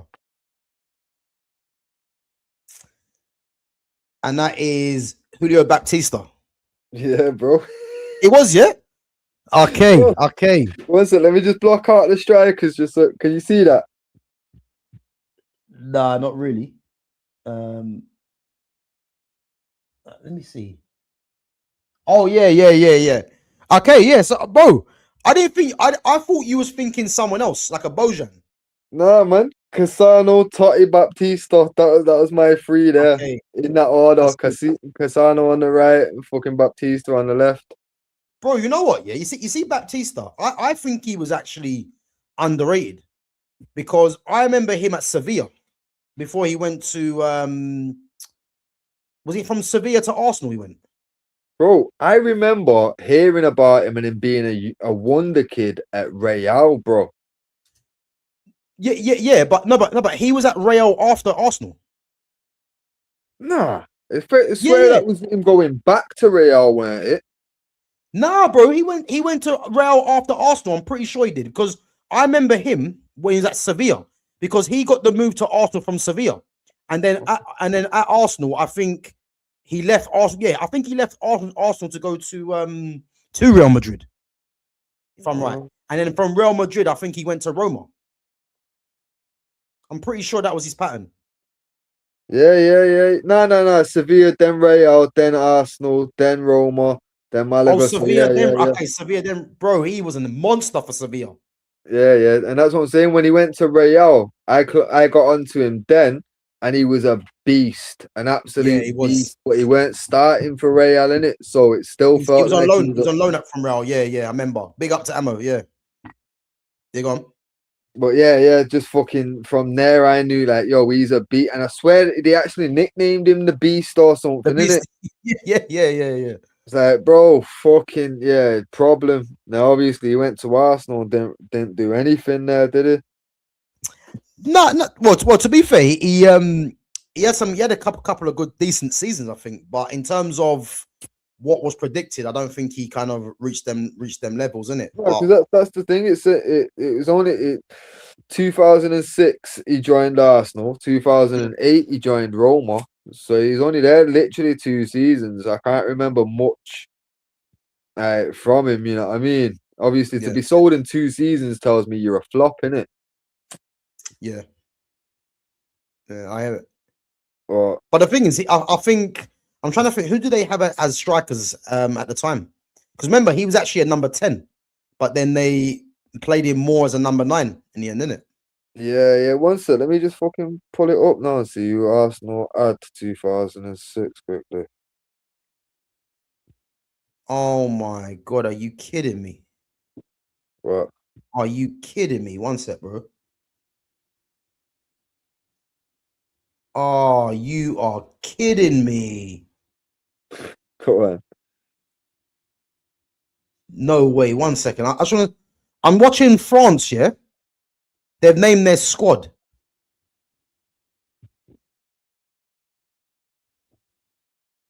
No, he has to be there. He's not even there. Who? Bro, you see this Deschamps? He's a dickhead. Bro, there's no Eduardo Camavinga in the squad. Mad. There's no Camavinga. Yo, fuck that. Positive. That could be wrapped up before the World Cup then. Right. Yeah, but Don't worry. Injury free for the start of the season. We can wrap that up immediately. Don't even bro, sweat no that. Camavinga. What's he doing?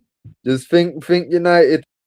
But yeah, Baptista weren't getting a game because back then they had Henry, Van Persie, and Adebayor ahead of him.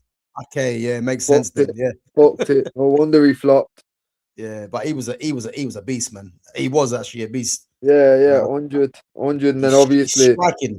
they had like Kleb and Rosicky and all them man ahead of him as well, innit?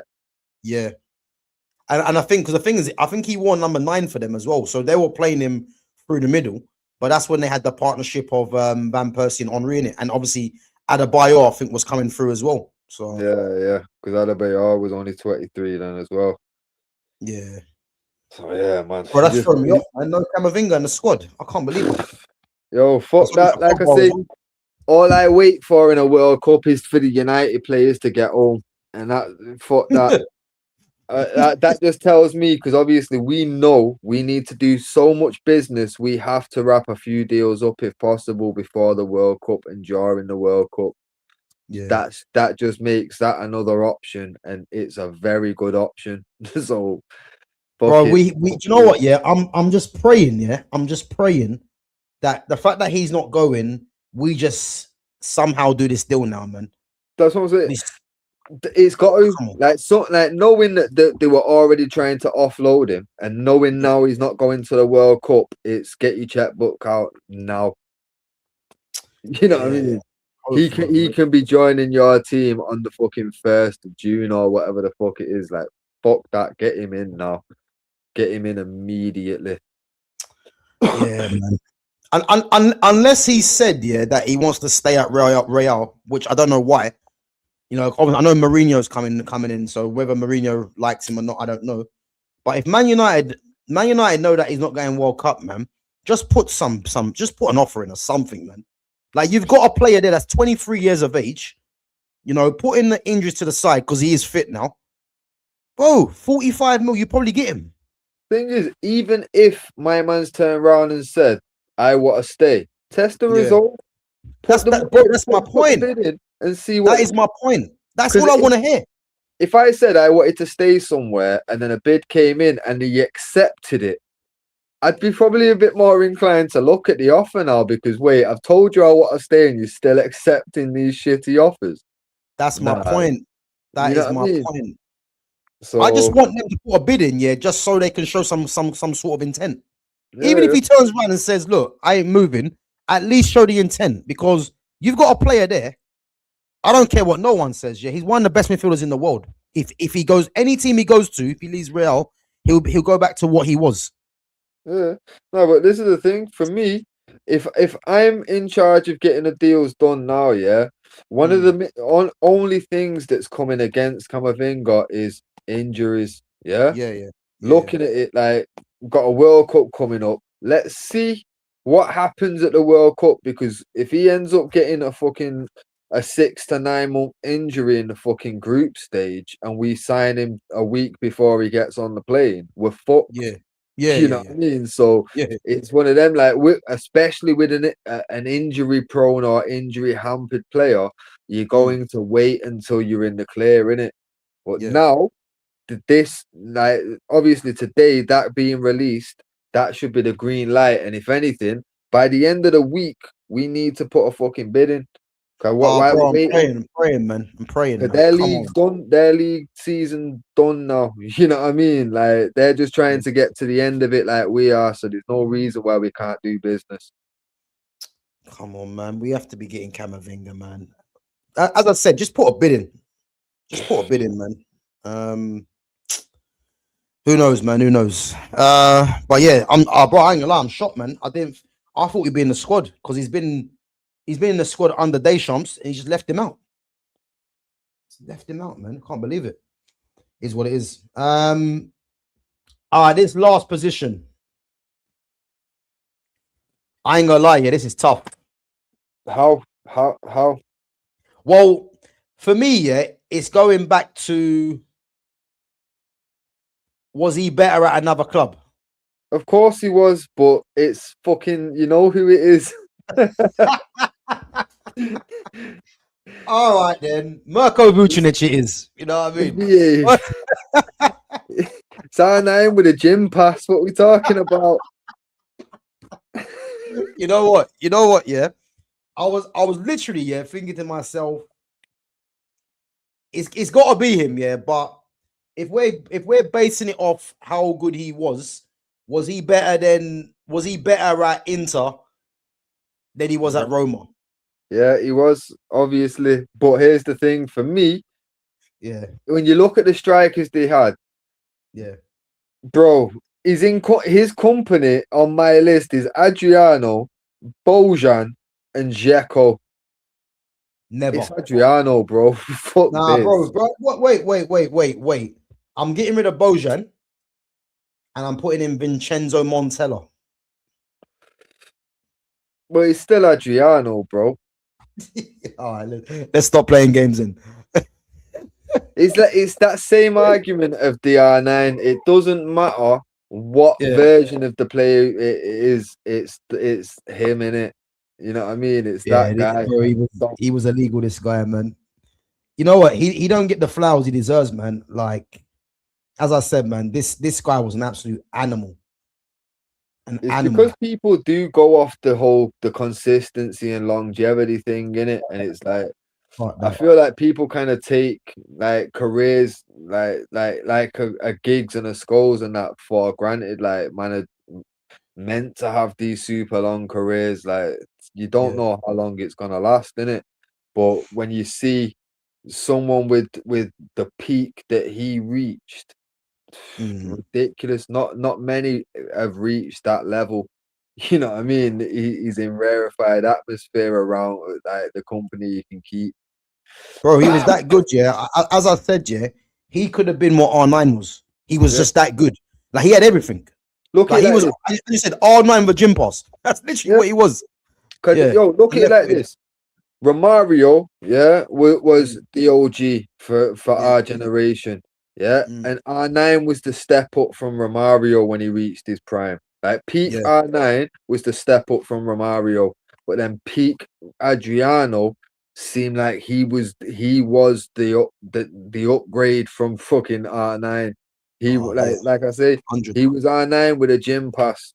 He was Bro, R9 at 99 strength and power. Like, bro, he was ridiculous, the guy, man. He was ridiculous. Ridiculous player. Unfair to every other player on the pitch, just knowing his genetics. It was mad. But the funny thing is, I happened to come across him by chance. You know what I mean? It's only because I was so invested in Italian football, I never heard about this guy, and I watched one game, and I immediately said, "Who the fuck's this guy? Who is this?" It don't make sense, bro. You can't be that big, and be that good on the pitch. It made no sense. He was just bullying everyone, but he was technical as well. And that's when I thought, okay, I got to watch more of this guy. And as I said before, the co-ownership, that's when that was involved. And then when he went to Inter, it was game over for anyone. Bro, it didn't matter. It didn't matter who you were, man. He was going to do what he had to do. 100%. You know, and then obviously we know he fell off the rails, obviously, once his dad passed away. But I don't know, man. This guy should have been R9, as we said. He was that good. You know, it didn't make sense. Didn't make sense how you could be that physical, that big, and be that good. Like no weaknesses. No weaknesses. You know, that left foot. Yeah. I mean, him and Ibra at one team. How do you have him and Ibra in one team as a strike force? How? How's that managed to happen? Like, who's Inter scouts that got that going? It don't make sense. Really, innit? It should be illegal. Bro, it was, man. It was. It was illegal, man. But yeah, listen, I was contemplating putting him in, man. But yeah, as I said, man, it was a no-brainer in the end, isn't it? I suppose. It's him. Yeah, 100. So, guys, listen, this is our all-time Roma 11. We got there in the end. For me, not the best team that we've done so far, you know, but again, man, some serious quality here. You know, Wojciech Szczesny in goal, Cecinio and Emerson the fullbacks, Sami Kuffour and Marquinhos making up the defense, Daniele De Rossi, Miralem Pjanic in midfield, Mr. Roma, Francesco Totti as the number 10 and the captain, Antonio Cassano, Julio Baptista either side. You know, I mean, Baptista's playing as a 10, right-sided 10, you know, and obviously Cassano is a left-sided 10. And then, need I say the Emperor, Mr. Adriano, man. And yeah, bro, listen, that team there, massive problem. But I'm not gonna lie, like I feel like that hands down beats the Liverpool team. Yeah, I think it beats the Tottenham team. I think it gives the Chelsea team problems. I'd probably say the same for Arsenal's team as well. Do you think it beats the Inter Milan team? Nah, I feel like the Inter Milan, because Inter Milan weren't that the most balanced shit that we ever had. One sec, let me just refresh my memory. Oh, wait. We didn't do Adriano and R9 as a strike force, did we, Fina? Nah, there were different eras in it. No, sorry, it was Ibra and Adriano. Yeah. Ibra was playing in the 10. Yeah. and we had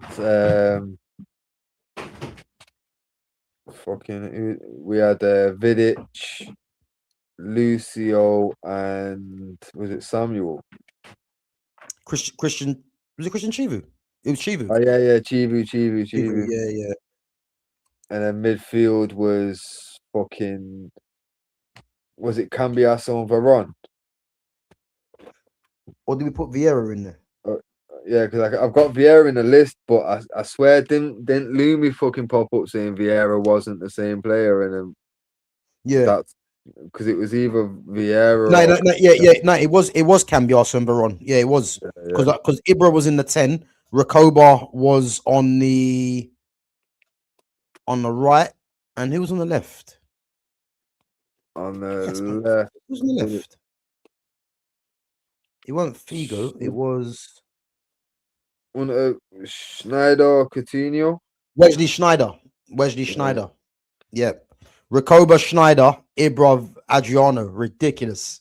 Yeah. Ridiculous. Nah, it doesn't beat that. Nah, not for me. That. Yeah, and then Varane can be also, yeah.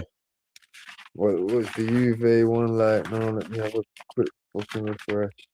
Juve, we had Del Piero, Dybala, Zlatan, Nedved. Yeah. I think this might be the weakest one in Italy, unfortunately. But this Roma team, yeah? Yeah.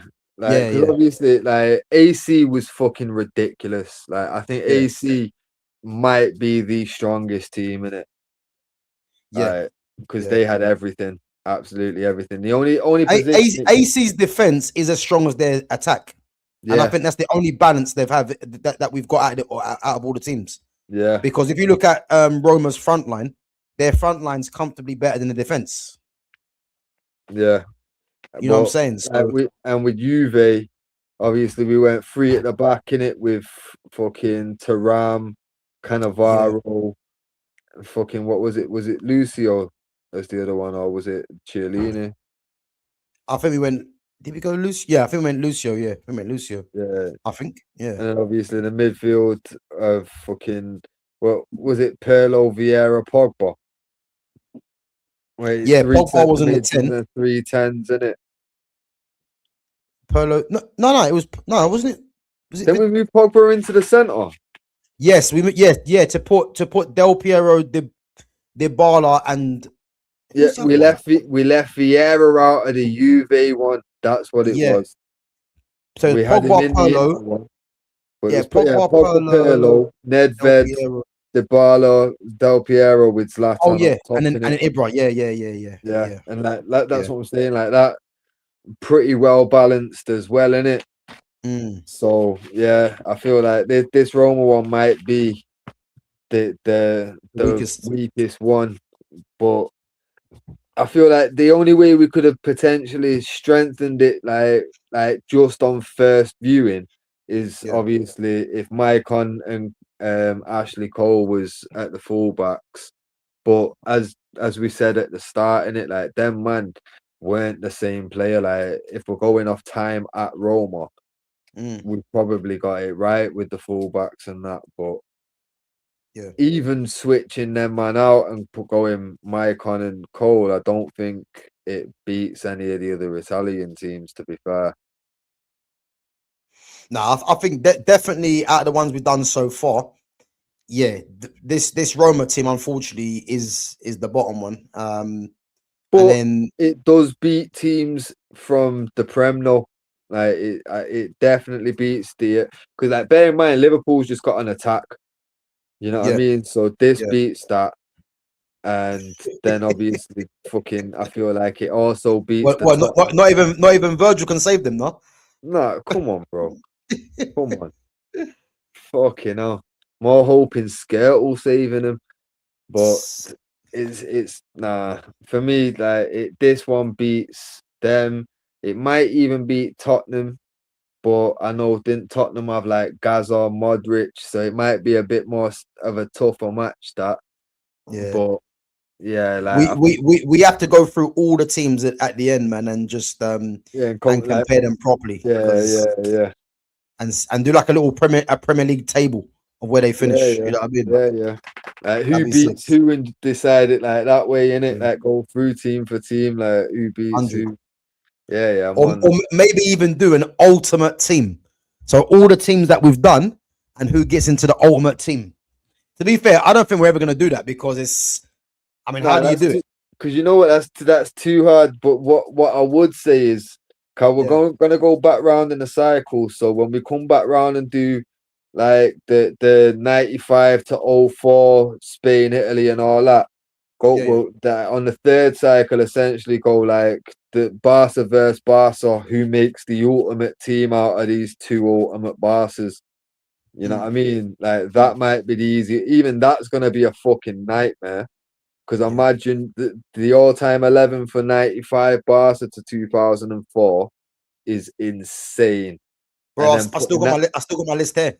that's what I'm saying, I'm just not looking at bro. it. Yeah, But that's what I'm saying. When we get to that and we've got those two Barca teams, then trying to decide 11 players out of those 22 is going to be a fucking nightmare. yeah, You know what I mean? So 100. third lap round, like ultimate for the teams in it, like so ultimate Mm, Barca, ultimate AC. Because again, that AC 95 to 04 is going to be a nightmare as well.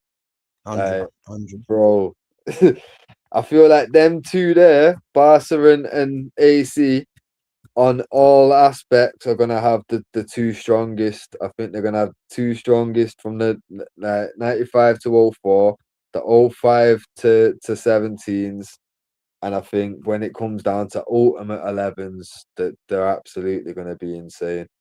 Yeah, yeah, definitely. Those two teams are the strongest at the moment, man. No doubt. You know. So, but yeah, guys, that's our team there anyway, and yeah, man, we've managed to do that anyway. But before we wrap it up, I'm just gonna touch on a couple of things. Um, bro, I want to get your quick take on the VAR decision to award to disallow the goal against West Ham. Because again, I think people know where I stand on this. You know, do I think it was a foul on the goalkeeper? It was, but I think what people are not taking into account is how it ended up that way in the first place. Not to mention, you know, Arsenal have done this before as well and gotten away with it. Bro, Mm. what's your take on that on the disallowed? To be fair, like it it's a piss take just for the fact of it's like it has been poor officiating throughout the season and everything's been inconsistent. Like I can't remember the game, but you remember the incident where Ahmad had a penalty shout, it waved off, and then the same thing happened literally the other end of the pitch within 30 seconds, and they had a penalty. Yeah. It might have been a Fulham or someone in it, but fucking obviously that kind of inconsistency Mm, I've already spoke on them. Like this is what's killing the game. Like if we've got VAR, this is what that should be for, innit? yeah. Like if anything, if a ref saying, "No, I don't think that's a penalty," the VAR should be able to say, "Well, just so you know, this has been given as a penalty. So's this, and give it. You've got a screen in front of them. You're already taking 15 fucking minutes to come to an answer. Mm, Like, you know what I mean? Actually, fucking have some consistency to all of these. Otherwise, there's no need for VAR because you might as well just leave it in the ref's hands as it's always been for yeah. since the game was fucking invented. You know what I mean? Yeah. So that's the irritating part for me. Mm. But And I you know what? Just touching on that just quickly, yeah. If there was no VAR, that goal stands. You know what yeah, I'm trying to say? yeah. So it just But shows that's you the that how thing, much of a though. big problem Like it is. Mm, with this VAR thing, it has been inconsistent, and there is a lot more where now you can look at some of the things because even like when Jonas mentioned it, like the fact that they will come out a day or two later and say we've got this decision wrong, yeah. no one wants to hear it. We all knew that it was wrong at the time. How the fuck is this man that's paid to get it right and he's got videos in front of him and can take as long as he wants because now we're used to 20 minutes added time anyway. Yeah. Fuck it. How's it, you know what I mean? Like that's the outrageous part. That's the bit for me that I can't. accept about it. But when it comes down to it, it's like, well, it swings and roundabouts before VAR. These kind of decisions, like shit had happened. Like remember at the World Cup where fucking Lampard's goal clearly went over the line, nothing got given. Next thing, momentum shifted, and then man just ended up spanking us. You know what I mean? It is what it is. Like decisions go against you, some go for you in it. Like it's just you end up remembering the ones that go against you more in it. But with this, for me, it shouldn't have really come to this whole outrage of should it have been given, shouldn't it have been. It should have all been ironed out by now. We've had VAR for too long for them to still be making inconsistencies. You know what I mean? So I personally, all these kind of results, I've always kind of seen it as you take everything with a pinch of salt. Some go for you, some go against you, and hopefully throughout the season it all balances out, so no one can be saying that we got robbed, kind of thing. But I feel like even Arsenal fans will admit this season a lot of fucking things have gone their way, and it's not helping. Like when people are talking about the Prem is a conspiracy, this, that, and the next, it's not helping that cause, because even like Loomis said it on the Discord, innit? I want to win fairly. I don't want it to look like we're being gifted anything. Like I want people to acknowledge that we're the best team in the country. It's like, well, it unfortunately the refs are what's causing this now, because it's feeding into the hands of all these people that have already said, all right, look at all these bits and pieces they got away with. It's like, well, fucking hell, the refs are doing them no favors with it. But at the same time, fucking hell, like they are the ones benefiting from it. So Arsenal fans can't really get upset too much that now everyone else is putting an asterisk on it, because it's like, well, it's not really their fault. You know what I mean? Like they're benefiting from it, but like, because I was kind of devil's advocating, like, yo, is this all a conspiracy? Like, do they want Arsenal to win? But to be fair, a couple like Clockenders specifically mentioned it to me, like when it first happened. Like, bro, bear in mind, Arsenal's been shit on for years, and it's been kind of like they have been fucked over by a lot of referee decisions. You know what I mean? Even during where it was Fergie Wenger times, you know what I mean? They got fucked over a lot on a lot of decisions. Even like I like to joke a lot about that savage tackle from Sol Campbell on Rooney, in it. Oh yeah. Let's be clear, even Rooney knows that he dived, innit? And he still got it. Like, but some go for you, some go against you, innit? Obviously, that went against them, man. Ended up fucking them over. Morale shifted. It, you know what I mean? We ended up taking the league back. That panned out for us. None of us got upset about that. But I guarantee there was Arsenal fans kicking off about that bullshit. You know what I mean? So for me, I'm not even getting too like worked up about Arsenal are getting fucking the easy route on everything, and because you know what, like Champions League they have had an easy path, but again, to play devil's advocate, let's be clear, if they hadn't have finished top of that fucking group stage, they wouldn't have got that same path. Yeah. You know what I mean? Like they had to do something to get that in the first place. So you've got to give credit like to a degree wherever it's due, in it. But obviously the officiating side of it, like they've got to bring in some clear rulings and some like consistency in the decision making, in it. Cause this whole one thing's okay, then the next thing's not, and it's down to intent and this.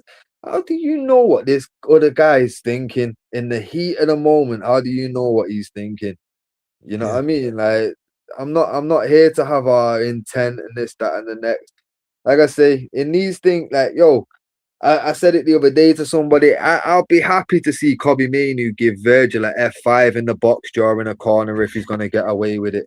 I don't care. You get me? Like just go ham. You get me? Get the gloves out. Don't care. Get it in, lads. But don't be getting pulled up for it. You know what I mean? Like, but at the end of the day, I can't honestly feel that way, and then getting my feelings watching Arsenal doing that. 'Cause every like obviously Arsenal kind of seemed to set that tone initially in like beginning of the season. Everyone followed suit very fast. Now it doesn't matter. You can be watching Bournemouth versus Everton, and these men are having a rumble in the box, innit? Mm. So I'm not even getting hung up on the fact that Arsenal's got away. Like, yo, bro, it's not even just Arsenal's got away with it. I can show you 5 examples where Arsenal's got away with those incidents there, and it's not been a foul on the keeper and not been a foul on defenders. But I can also show you fucking 10, 15 more of other teams doing it and getting out. Like, that's the problem for me. It's the inconsistency. I don't care Inconsistencies, yeah. about. Yeah, I don't care what club is benefiting and not. Like, obviously, the only way I'm not going to complain about it is if my club is always benefiting from it. So, like, Arsenal fans, yo, don't complain about any officiating whatsoever. Tell all of us, man, that we're crying about it. Yo, that's what yous man should be doing right now, because yous man have been bantered for the longest. You know what I mean? Yous have been cannon fodder for time. So, yeah, yous man can get at me. Let me know that fucking I've been fucking telling you for time that you are gonna fucking bottle, because every year I tell Arsenal fans that you're about to bottle, and now I'm getting lit up on WhatsApp. I'm getting, you know what I mean? The amount of people, like, I've got a wedding down south in a couple of weeks that I'm trying to think of an excuse to get out of, because I know what's coming. You know what I mean? Like, I give these men grief non-stop, and I know what I'm gonna get when I get down there. So it's one of them, like, fucking hell, yous man aren't gonna have a reason to be upset, and yous man are gonna have your reasonings why fucking everything's still fair and legit and whatever. Like I say, for me, it's not the first time I've mentioned this bullshit, inconsistency with refereeing and the problem with VAR. I'd just throw back to that City Liverpool match. That was absolute bollocks. As someone that hates both teams, that was one of the biggest, most entertaining moments I'd seen in a match in so long in the Premier League. For it to all end up with an indirect free kick, a red card, and oh, it was nonsense. And everybody knew it, you know what I mean? But there'll be people out there that was like, but that's what the rule book says. I'm not asked, mate. Common sense should fucking kick in here at some point. You know what I mean? Like, why kill the game because you want to go and read the rule book? Like, what kind of nerd are you, bro? Like, just let the game fucking flow. You know what I mean? Have some fucking emotion in this shit. But obviously, Arsenal fans are gonna be on cloud 9. It is what it is, isn't it? But fucking hell, it's not the first time I've mentioned the bullshit VAR calls and the Yeah. inconsistency of them. Because yo, United this season have been fucked over multiple times with referee shouts. So I know I've been loud about the problems with the officiating, but fucking hell. If I was benefiting from them, you wouldn't hear a word in it. It's as simple as that.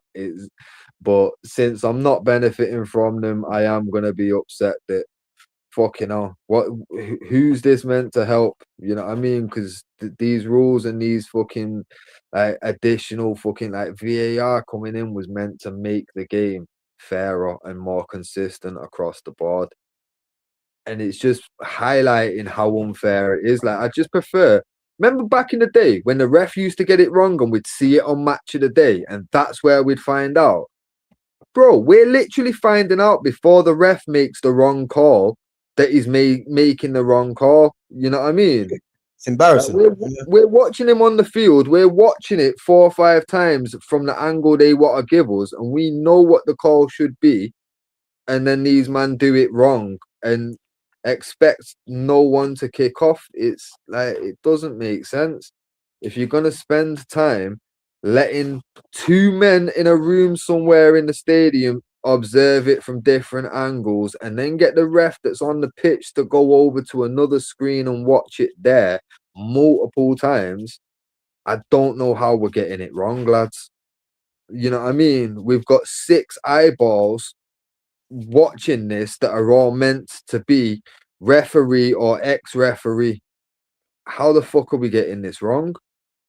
You know what I mean? Like it's it's frustrating for us that aren't benefiting, and for the ones that are, I know Arsenal fans must be pissed off that they're not getting flowers for being where they are right now, because there's an asterisk put there because of this shitty officiating.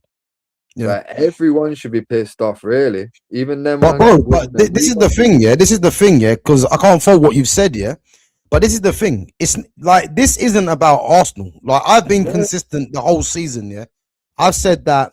Have Arsenal played the best football? No. Have they been the most consistent team? Yeah. In terms of results, yes.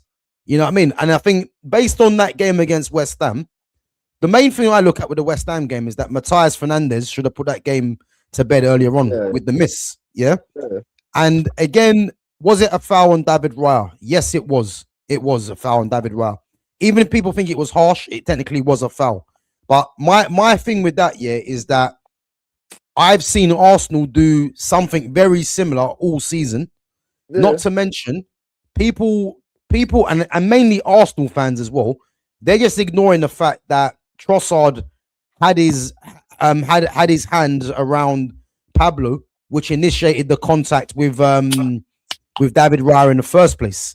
And then you look at Declan Rice was grabbing. Then you look at what's his face, Gabriel grabbing Pablo as well. So again, it's not about Arsenal, because Arsenal just benefited from really poor officiating, you know. Yeah. And as I said, there was a foul on David Raya, but they're ignoring all the other things to favor the foul on David Raya. Yeah, that is the issue. And again, if you're an Arsenal fan and you don't want to admit that, then that's up to you, innit? And again, you guys are in the position of being first. So as far as you're concerned, no one can tell you anything because you're first, innit? But if you're an actual Arsenal fan, you would know that, yeah, the grappling that was going on, because there was 3 Arsenal players that were grappling. Not one, there was 3, innit? Yeah. So it's basically, that is what's being ignored to focus on the fact that David Raya had his hand, or someone had his hand on David Raya. Yeah. But then you're missing who initiated the first contact for the foul. You know, I had someone the other day telling me about Souček and Kai Havertz. Yeah, but they were both doing it to each other. Yeah, if you look at the Pablo one on Trossard was clearly grabbing Pablo, which made him go into the keeper in the first place. Why was that not looked at? Because that should have been a penalty. If you want to give the foul against David Raya, why not give the penalty? Why not give the foul for Declan Rice grabbing what's his face, Mavropanos? Yeah. You see what I mean? But I think a lot of Arsenal fans conveniently want to ignore that because they're saying it was a foul on David Raya. We're not disputing that it wasn't a foul on David Raya. Yeah. If it was harsh, cool. But the other things are just being swept to the side, isn't it?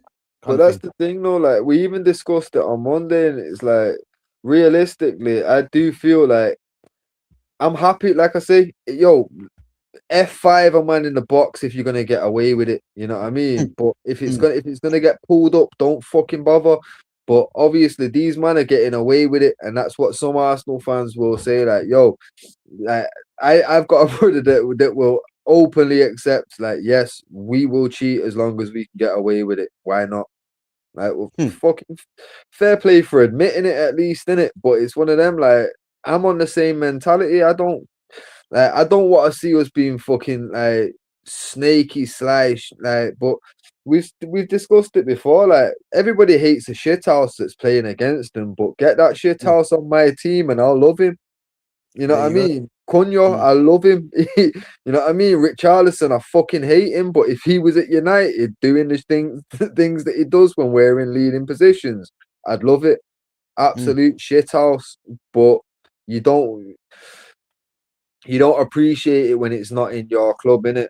But that's the thing. Like, I'll admit, like, I'm cool for all this scrapping in the box, but yo, at least have a rule. Like I say, if they had a rule where, yo, anytime there's a foul on a corner or a free kick, anything in the box when there's a foul, on a set piece, we're gonna look and we're gonna count every foul that's made from both sides.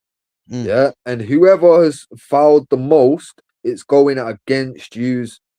Yeah, like, then you're gonna have people coming into the situation where it's like, right, instead of having something already organized where everyone's tugging and pulling, you're gonna have to play it safe and wait and see how many man they want to commit to tugging and pulling. Because now it's a gamble, you know what I mean? If you go in too heavy and then man say, right, don't do anything, just get dashed about and we'll get the fucking free kick. Like it's gonna have to change the approach of corners and set pieces that where it's got a gathering a man in the box. It's got to change the approach because you're changing the rules in it. But when it's just gonna be a case of whichever foul we deem most important, now you can make up whatever rule you want in it. Yeah. If there's 7 fouls in the box and you want it to go a certain way, you can easily fix it. That's what football fans don't want to see. Any opportunity where you can be fixing this result.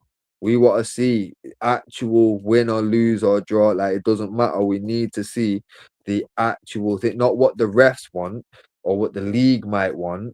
You know what I mean? Or what fucking someone's been paid to make happen, because we've seen it all in football, innit? So people are always gonna have that look and that thought of there's too much money in this game for them not to want to make it a WWF or WWE type of situation where they're controlling who's champions but realistically, fucking hell.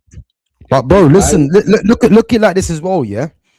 They've even set it up in a way, yeah, for it to go to the final game of the season anyway, the Premier League title race. Yeah, because they've got Arsenal playing on Monday, City playing Tuesday. You see what I mean? Because what would have happened, yeah, if City played on Monday, and let's say City would have lost, then there's no interest in the final game of the season. Yeah, but you see what I mean? The thing for me, like that to play devil's advocate, that's been a point that I did fucking say. Like, if they wanted to make it interesting and they wanted everyone to tune into every single game left, you would have let that goal stand or give them the penalty. Because if they'd have dropped the points there and then everything's down to goal difference, everyone's locking in to watch the Burnley match. Guaranteed. Now it's more a case of, if Burnley were to happen to fucking get a point from that, then now everyone's gonna start locking back into the matches. But it's everyone's basically waiting to see if Arsenal still bottle it, but knowing that they've got Burnley next, no one's interested now. Yeah, you know what I mean. It's one of them. I'll keep my eye on the score, but no one's sat there trying to watch it. You know what I mean. It's, for me, if they really wanted to maximize the money they could make, you'd let that goal stand. Because now everyone's invested. There'd have been a lot more people watching that City match and a lot more people watching fucking the Arsenal match on the weekend. Now, of course, interest is kind of wavered a bit in it. So everyone, no one's really that interested no more. You know what I mean? So for me, it's like, if they were really trying to rig it to maximize profits and maximize viewership, you'd say that the result, well, at least that call would have gone against them. You know what I mean? But the fact it didn't, I don't know. Like, it's because the Premier League, even if they wanted Arsenal to win it, they're still gonna, like, if they're manipulating results, why not manipulate it to go to the fucking final day, innit? You've got referees on both pitches, but in a way they kind of have, innit? Because as I mentioned, the fact that Arsenal are playing on Monday, if Arsenal win, then City will have to win to take it to the final day, innit? But then what they could have done, they know that if they would have let City play on Monday, then there's a possibility of it not going to the final day. Because let's say if City would have lost on Monday, then Arsenal would have won the league, innit? So there's no possibility of it going to the final day. No, I hear it, but City can still lose on Tuesday, innit? Not go to the final day, innit? But what I'm trying to say is that if they played on Monday, City, yeah, then and if they lost, then Arsenal wouldn't need to play to win the league. Oh, You see what I mean? Yeah. But they've done it, but in a way that it's been done in a way where Arsenal are playing on Monday, and even if Arsenal win, it's still giving City a chance to still take it to the final day because they'll still have to win. You get me? But that's the thing, though. Like, it's still potentially on. You know what I mean? And like the title race is still potentially on, but you'd say Arsenal's got one hand on the trophy, innit? But that's the thing. Sense, yeah. If that result had gone against them, and straight away now it's level pegging again. You know what I mean? All City had to do was win, like fucking what last night. Basically, fucking, if it had been a case of, okay, no, it wasn't last night. It was the night before, innit? Who's that? Man City. Yeah. No, was it last night? Yeah. Last night. Yeah. Yeah. So obviously, people would have been more locked into that because it's not a case of right. Well, if City can win that, then it's level pegging again. You know what I mean? And then obviously fucking Arsenal then have got to play Burnley and everyone's watching that, and it's basically we'll go, you go. You know what I mean? Like it's a big game of chess then at that point. You know what I mean? Just waiting to see what the next person's move is. And they could have made it a lot more entertaining by doing it that way. You know what I mean? Because like I say, I know there's a lot of people that didn't lock into the City match last night. But if Arsenal would have drew against West Ham, 100% they'd have locked in last night. Of course. You know what I mean? And same way, there's going to be people that aren't even going to watch that Burnley match, but they'd 100% have done that if they'd have dropped points against West Ham. And then obviously City caught them up on like last night, innit? Like they could have, and if you're manipulating results, why not do it that way? You get me? Like just get more people watching because that's just more revenue in it. Yeah. But at the same time, maybe it's a case of because if they are devil's advocate again, if they are trying to like manipulate it, maybe they don't want to take it too close to the wire because how can you guarantee when they're both playing football at the same time? You know what I mean? Like, I actually think their banana skin could be against Palace away last game of the season. But you know it's gonna be Glasner's last game. They're at home. You know, notoriously they're quite a difficult team to beat. But that's the thing. The conspiracy with that though, isn't it? The Eze deal. Yeah. They win a title. They're saying if Arsenal win the title, Palace get more money. So yeah, so that's what I'm saying, bro. Yeah. Like, so we're trying to say Glasner's parting gift to Palace. If Palace are getting 5-10 mil, if fucking Eze wins the league, his parting gift could be an extra 5-10 mil on their transfer budget, bro. So what are you trying to say then? It's all over. I'm saying, yo, the best hope is Burnley, considering they held Villa to a draw, but I can't see that. Like I say, I said it a while back. Like when City drew against Everton, I said then, yo, if they can get past West Ham, it's basically their league, innit? Yeah. And fucking hell, like they got past West Ham, so I can't go back on what I've said, innit? Like, but obviously Burnley did get a draw against fucking Villa, innit? But obviously it's Villa, and Villa coming off the back of European football and all that kind of stuff. So I can't see it. But if anything, I think there's more of a reason for Palace to lie down. Burnley have at least, they know they're going down, but they're going down with a fight, innit? They're gonna slap a few man before they do. So it'd have been better, if what was happening was going on in Scotland between Hearts and Celtic. Trust me, proper to the wire with that one. What excitement that would have been, man. But yeah, no, just before we wrap it up anyway. So just based on your opinion, do you think the goal for West Ham against Arsenal should have been disallowed, or do you think it should have stood? I think because obviously the ref at first gave it, And obviously, I'm not really a fan of VAR, so it's like if the ref was giving it before VAR intervention, let Yeah. that shit stand in it. Cause at this point, I want them to just scrap VAR. Say, yo, we tried it, didn't Mm, work. We're gonna keep goal line technology, and we're mm, gonna try to use it on real close calls for offside, but only if the linesman thinks it's offside. We'll double yeah. check it. If the linesman Yeah. doesn't think it's offside, we're not checking that shit. You know what I Mm, mean? We're just mm, using shit to enforce a referee's decision. If a ref yeah. calls a penalty, then you can go and look at the video replay, see if you Yeah. got it right. If you got it wrong, then have someone overrule that shit. Don't even have him go and look and have to admit that he's wrong. Have it overruled. Simple, you know what I'm saying? But nah, man, it needs Mm, scrapping. So for me, ref yeah. gave it should have stood in it. But like Yeah. I say, swings and roundabouts, these calls, it's a coin flip, especially in that where the ref gives it or the ref don't.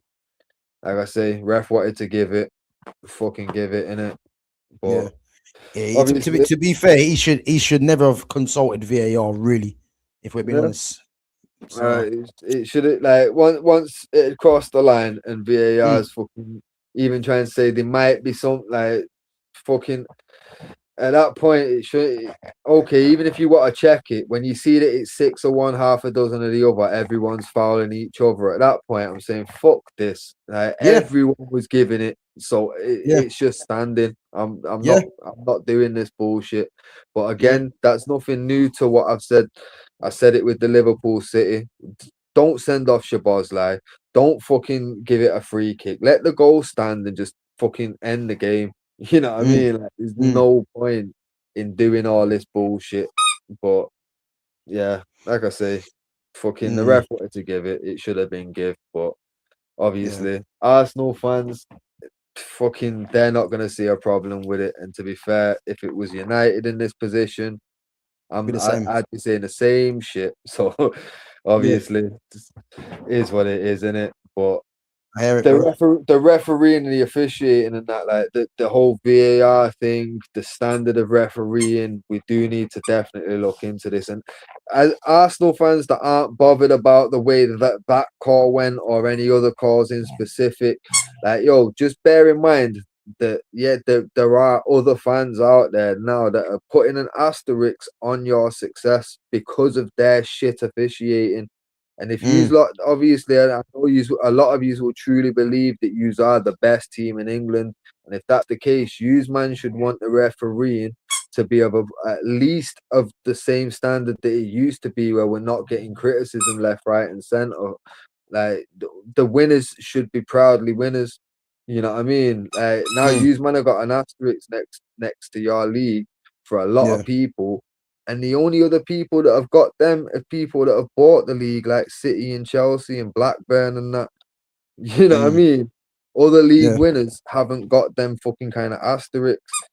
Arsenal shouldn't have that asterisk. It's took them fucking 7 years of building with one manager to get to this point. It's took them 20 plus all to get an years. asterisk. You get me? Or Yeah, to have an asterisk on it. It's like that's bullshit. yeah, You man should be pissed as well. You know what I mean? yeah, Everyone across the board, if you support a team that's playing Premier League football, everybody should be wanting higher quality, because next season you could be West Ham getting fucking relegated because you've had a series of shit decisions go against you. You know what I yep, mean? Like yep, it's not a nice situation for anyone, and anyone winning the league on one of them bullshit calls or controversial calls. It's tarnishing your fucking season. You know what I mean? Like no one ever says that Leicester won that shit like with an asterisk. The only asterisk is the league was shit that season, but yeah. it No weren't the team fact signed off. that nobody has ever said referees gave that to them. Mm, You know what I mean? Like nobody. So realistically, that's the kind of equality that you want. If you're winning the league off hard work and fucking manager doing the fucking long term success route, yo, fucking hell, you should be fighting to have that as a clean fucking success. Yeah. Don't allow anybody to give that whole talk of officials have fucking give it to you. But if that's how it looks, you need to fucking get on that same way as all the other people that feel like it's gone against them. You should be jumping on it same way. It's tarnishing your club and your history. The first fucking Premier League title in 20 odd years, and people are putting an asterisk on it before you've even lifted it. Stop, girl. You know what I mean? Come on, Burnley. Bro. Come on, Burnley. Nah, listen, as I said, man, we both called it. If they lose to West Ham, if they beat West Ham, then there's a helping hand, I would say. But yeah, listen, they've got it, man. I mean, it's not over, because they have got Burnley and Palace. But again, the likelihood is because the thing is, I do think City win all their games. I think they beat Bournemouth and I think they beat Villa. So again, they're just relying on any team to pick up a draw or a win. But the thing is, though, even just looking at the two fixtures, you'd say City has definitely got the harder two fixtures. Yeah, 100%. Bournemouth again, and Villa. City again, though. City are unbeaten in all competitions in something like 18 games, I think. Yeah. Nah, they found form in it. They fucking. They always do at the latter half of the season. They always fucking turn it up in it, and that's what we've been saying for time to Arsenal fans. Like, these man turn up and they do it consistently at this time of year, and this time of year consistently, yous have done something else in it. So fucking it's something like these men need to be wary of it. But now at this stage, looking at the fixtures that are left, the position they're in, it's hard to see them fumbling it now. I feel like maybe they have been like hurt enough times now where it's like, nah, this time round and not letting this shit slip. You know what I mean? How many times can you get knocked out before you decide I'm not getting put down today? You know what I mean? Like, I hear it, bro. I hear it, man. But yeah, as I said, man, it is what it is, isn't it? We have to just wait until Monday. And then obviously City are gonna have to respond again. But I'll tell you now, if Burnley pick up something, I think the internet might be broken. I think it might be broken. I'm telling you, because you know what? If it does, that will make fucking the final day hella interesting. Like, of course, bro, it's going to go off. But like I say, I can't see it, but I'm not gonna lie. I probably, because I know the odds on that's gonna be fucking insane, so I probably will be putting a bet on for Burnley to get a draw, just because I need a decent winner, man. This season's nearly done, and I've not had a good winner since January, so I'm fucking. I need something win at all, man. So I'm not even gonna waste my time, man, because But if anyone puts a bet on that Burnley Arsenal game, listen, you could be laughing, man, or you could be crying. I don't know. I've got a feeling I'm not gonna put enough on where I'll cry, but I've got a feeling I'm not gonna be fucking laughing about it. I'm just giving the bookies a fiver, really. I hear it. Let me go for his last question before we wrap it up. Gavin Fitz, you think Italy will qualify for the World Cup? No. I think in 4 years. Oh, the way the league's going, boy, they're in trouble. The Italian national team, because as I said, I think I touched on this before, innit? Again, a lot of Italy's best players leave the country early, innit? And it's showing in their national team, because look at their strike force, for argument's sake. I mean, we talked about Francesco Totti and Del Piero and Cassano. They've got man like Moise Kean and what's the other guy? Retegui or something like that. Like that's how much they're struggling, And they're a long way, man, from being a serious outfit, man. But again, they've won the European Championships back in, when was it? A couple of years ago. But in terms of them winning World Cups and qualifying and stuff like that, they've got a hell of a lot of work to do, man. That's what I will say. And they have got some good players now. Tonali, Bastoni, Barella. You know, they've No, got some but good players, man, and some other thing guys as is well. But though, thing is yeah, though, like in 4 years' time, mm, like the play like there's like a handful of players that are still gonna be like prime kind of years in it. But yeah. right now, but like considering 4 years' time, so what between 18 and 21, what players do you see right now, Italian, that really But look like world this beaters? is the problem. This is the problem. I can't name you one. I mean, That's I the think they've thing. got a striker that plays for. He plays for AC Milan. He might do. Can't remember his name, but I can't tell you one, bro. That's the problem. That's what I'm saying, and that's what in what 4 years' time, the 18, the 22, the 21, the 25, 22 to 25. These are the ages that you really need to be looking at and thinking, Yeah, who have we got? Who's going to be there in 4 years? Who's going to fill in the gaps? Because obviously you've got Bastoni there. Who's going next to Bastoni? Who's going to be under the learning tree, so to speak? You yeah, know what I mean? Like who's gonna be next to Tonali? Who's gonna be fucking on the wings? Who's gonna like? There's a lot where there's huge gaps in that team of where quality comes into it, innit? Like you say, 100, striker, there's no quality. There's no 100. quality whatsoever. So you're like, well, fucking hell. What are the options? You've got a good keeper, you've got a good centre back, and a good centre mid. After that, you're starting to struggle. Yeah. Well, that's the thing. Their spine. You know what I mean? Donnarumma, Bastoni, and Tonali. They're their three best players, isn't it? Yeah. But But again, who's coming through, man? Because I can't think. I mean, is it Kamada? I think he might be striker called Kamada. I think he plays for AC Milan. yeah, But CMA DA in it. yeah, Kamada. Yeah, I think he's the only one I can think of. Him and Ravella. I think it might be. But again, he looks like he could be a decent prospect in it. But it's Yeah, like, well, is when you're looking at some of these young players where you know, like your Mal in 4 years is gonna be a fucking problem. You know what I mean? Like Rio in 4 years is a fucking yeah, problem. Like you yeah, can yeah. see it a mile away with like the Mm, real stars in it. yeah, yeah, I'm yeah. not seeing that. You know what I mean? So Mm. I can't see it. Like fucking like I say, Well, they've nearly got away into this one, at innit? this rate, might as well bring back Cassano from retirement. You know what I mean?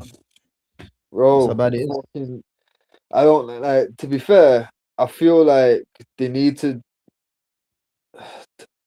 there's so much work that needs doing, but it's the like we've touched on it before, and it's definitely the league itself Yeah, needs fucking like some kind of work on it because like as you just said, all the top players as soon as they reach of a certain age, they're gone.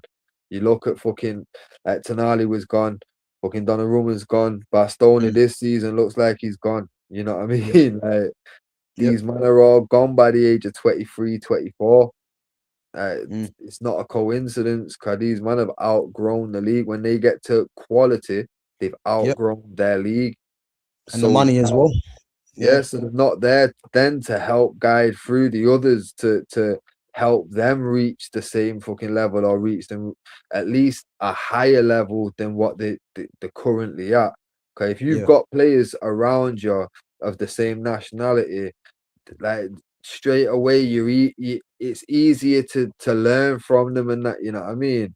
mm, Like obviously all these fucking Italian prospects and young kids and that they've got old like fucking established names that are washed up basically, you know what I mean? Like the yeah, Mkhitaryan's and fucking it's sad. Like there's not, you know what I mean? There's no real quality that they're learning from. They're learning from guys that are they used to be quality. Now it's mm, like they're just getting a quick paycheck in it. The 100. last Yeah, few days, it's almost it's that's how bad it is now. It's basically on the same level as MLS. When quality players retire from competitive football, they go there. go Italy retirement home. Yeah, Yeah, man. literally. That Mm. that that that there is a disgrace considering what Serie A used to be. the fact that Yeah. it's turned into a retirement home, that's what This needs year. to change. The thing is, I just hope it comes back in it. You know what I mean? Italian football, but the way it is now, yeah, it's not looking good, man. You know what I mean? I'll tell you this much: if it can make a comeback, it's gonna take at least 10 years before it does. Yeah. It's in the fucking toilet right now. It needs to Mm. totally come back to life, but It's true. it's It's true. no quick comeback for that. I can't even tell you the best player in the league. That's how bad it is, isn't it? You know what I mean? But Oh, yeah, man, it is what it is. But guys, listen, we're gonna wrap it up anyway. I need to get something to eat, man. I'm starving, man. But yeah, guys, big up, man, for coming on each and every time. As always, make sure you smash the like button. Make sure you sub to the channel. Make sure you share the channel as well. And guys, make sure you go and follow Fitz on his Instagram as well. Let me see who's live quickly now. Because I want to see. I think Flawless might be live. Let me see if he's live at the moment. We can do a redirect. One sec.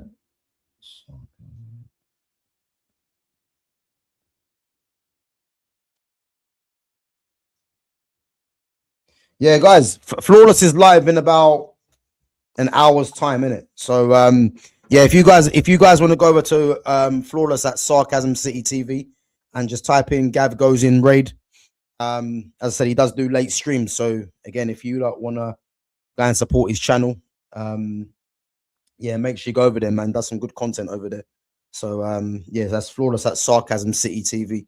So yeah, go and give him a follow, guys. If at 11:50 he's gonna be live, you know. But other than that, I'm gonna be back tomorrow, either 7 or 8 o'clock. But as always, keep an eye on the stream. So I'm gonna be discussing my time at Tottenham. So part 1 of that one. Obviously, I've done Chelsea already. So again, if you guys want to go and check that out, make sure you do. There's 2 parts to it. And yeah, I'll be doing the Tottenham one tomorrow at 7 or 8 o'clock. And then obviously, because the World Cup squads are starting to get announced as well, I'm going to do a stream just based on the announcements of the squads and what's the likely lineup for them as well. So yeah, there'll be some content coming your way next week as well for that one. And as I said, yeah, obviously Man United, you know, announcing that basically Carrick's more or less getting the job, you know. And as I said, I'm just looking forward to the transfer window, innit? So let's see what happens when the season comes to an end, and we'll see what work United can get onto. Before we do wrap up, though, Gav, on that, Go on. what do you think about the Carrick thing? What do you think his best chances are for the season? Like, what for next season? Yeah. I mean, bro, to be honest with you, it's gonna be down to the transfers, isn't it? You know, let's talk about him as well. You know, getting in a new attacking coach, which is good, because I think there's a lot of people that you know are getting onto Carrick, but no one can deny since he's come to the club, the defensive structure that we've been showing has been a lot better. You know, and this is what I'm saying. For me, I'm gonna judge him on the signings because I actually do think we're gonna do a madness in the window. So. And if we do, I've said it, man. Just on how this season has played out, we make the right signings in the summer. Why can't we be challenging for the title? Yeah. I truly do believe that, you know, because what he's shown already since he's come in, which no one can take away from him, he's amassed the most points from any manager since he's come to the club. You know, and he's doing it with players that were perceived not good enough under Ruben Amorim. A lot of these fans were saying these players ain't good enough. No, Amorim wasn't good enough. That's a difference. You know what I mean? So the fact that Carrick's come in and he's doing it with players that were deemed not good enough, and we should be spending some serious money in the window, I can only be optimistic. You know what I mean? So that's what I'm focused on. You know, if we have a poor transfer window, then I'm worried. But I don't think we will, because since Ineos have come into the club, you can't really complain at the players that we brought into the club. I mean, bar Yagati, you know what I mean? Yeah. No, but still, it's not like we didn't spend on him. You know what I mean? Like they put the money went out for him, innit? There you go. But yeah, nah, like I said, for me, I do feel like get like because I do expect a big window, as I've said before, and a big like Yeah. clear out of the ones that are on loan and all that. So Yeah. I'm expecting a fair few signings, but I do Mm. fully believe that Carrick's best hope is gonna be like literally just the kids get all the cup games. If Yeah. anything, try to make it out of the group for Champions League simply Mm. just for the money. Fuck the next round, give the kids that, you know what I mean? Don't Yeah. even try to be fucking wasting extra fixtures on a cup that there's not a high chance that we're winning it. You know what I mean? Get I that to I the I kids. hear it. I hear it. Yeah. Same with I hear it. FA Cup and League Cup. We do not give a fuck about that no more. Get that to the kids. If we Mm. just simply focus, On the league. main first team on the league, get the kids and the backup players just to keep them getting minutes, all the cup games. I Mm. do feel like we could actually compete next season, even with a bag of new signings. But Yeah. but that's only if he's got the balls to do that. But I Yeah. don't know if he will because of how soon we crashed out of everything this season. I Yeah. don't know if he's got the balls to make that call. But if anyone has, it will be Mm. him because that's straight out of the Fergie rule book, innit? Like Yeah. kids get the cup games. So But bro, this I'm saying. It's all gonna come down to the window, though. That's what I'm yeah, saying. I'm just content at the moment, yeah. Until I see us make the signings, this is where I'm gonna kind of see where we're gonna end up. You yeah, know, because as we both said, we should be looking at 5 as a minimum.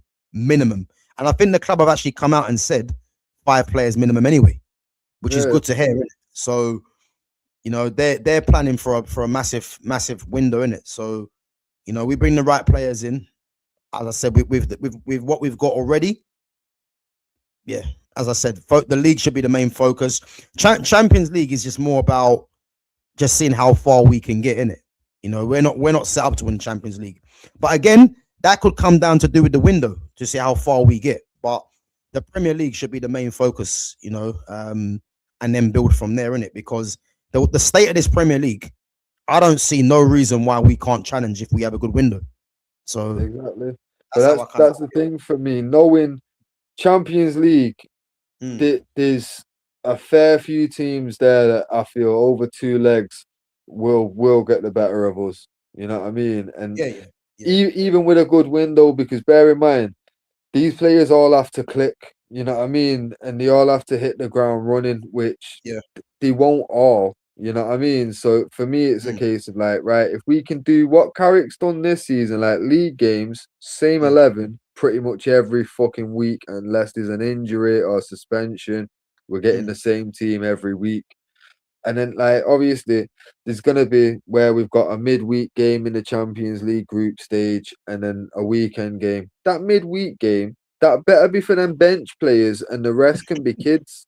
I don't care if we're playing fucking like some tiny little team, like you know what I mean. I don't want to yeah, disrespect no one, so I'm not going to give an example there. But some small team that we feel that we should be beating. yeah, Why are we sacrificing Saturday's game for this? Knowing full well that mm, we're not built to win this competition. All yeah, I want to do is see us get out of that just because there's an extra like little chunk of change that comes with it. I mm, want that extra chunk of change because we're gonna need another fairly big window next year. But bear in mind, mm, bro, next season there's gonna be like players in this team next season, like Luke Shaw and that. There's no talk of Luke Shaw, Mason Mount going, but we all know that they need to go. It's just they're not a priority to go yet yeah. because we've got so much to bring in. But bro, this Realistic, but this is the thing. I'm just literally waiting to see what we do in it because we could be surprised, isn't it? Because I'm hearing talk about Bruno might stay, and obviously you mentioned Mount and Shaw.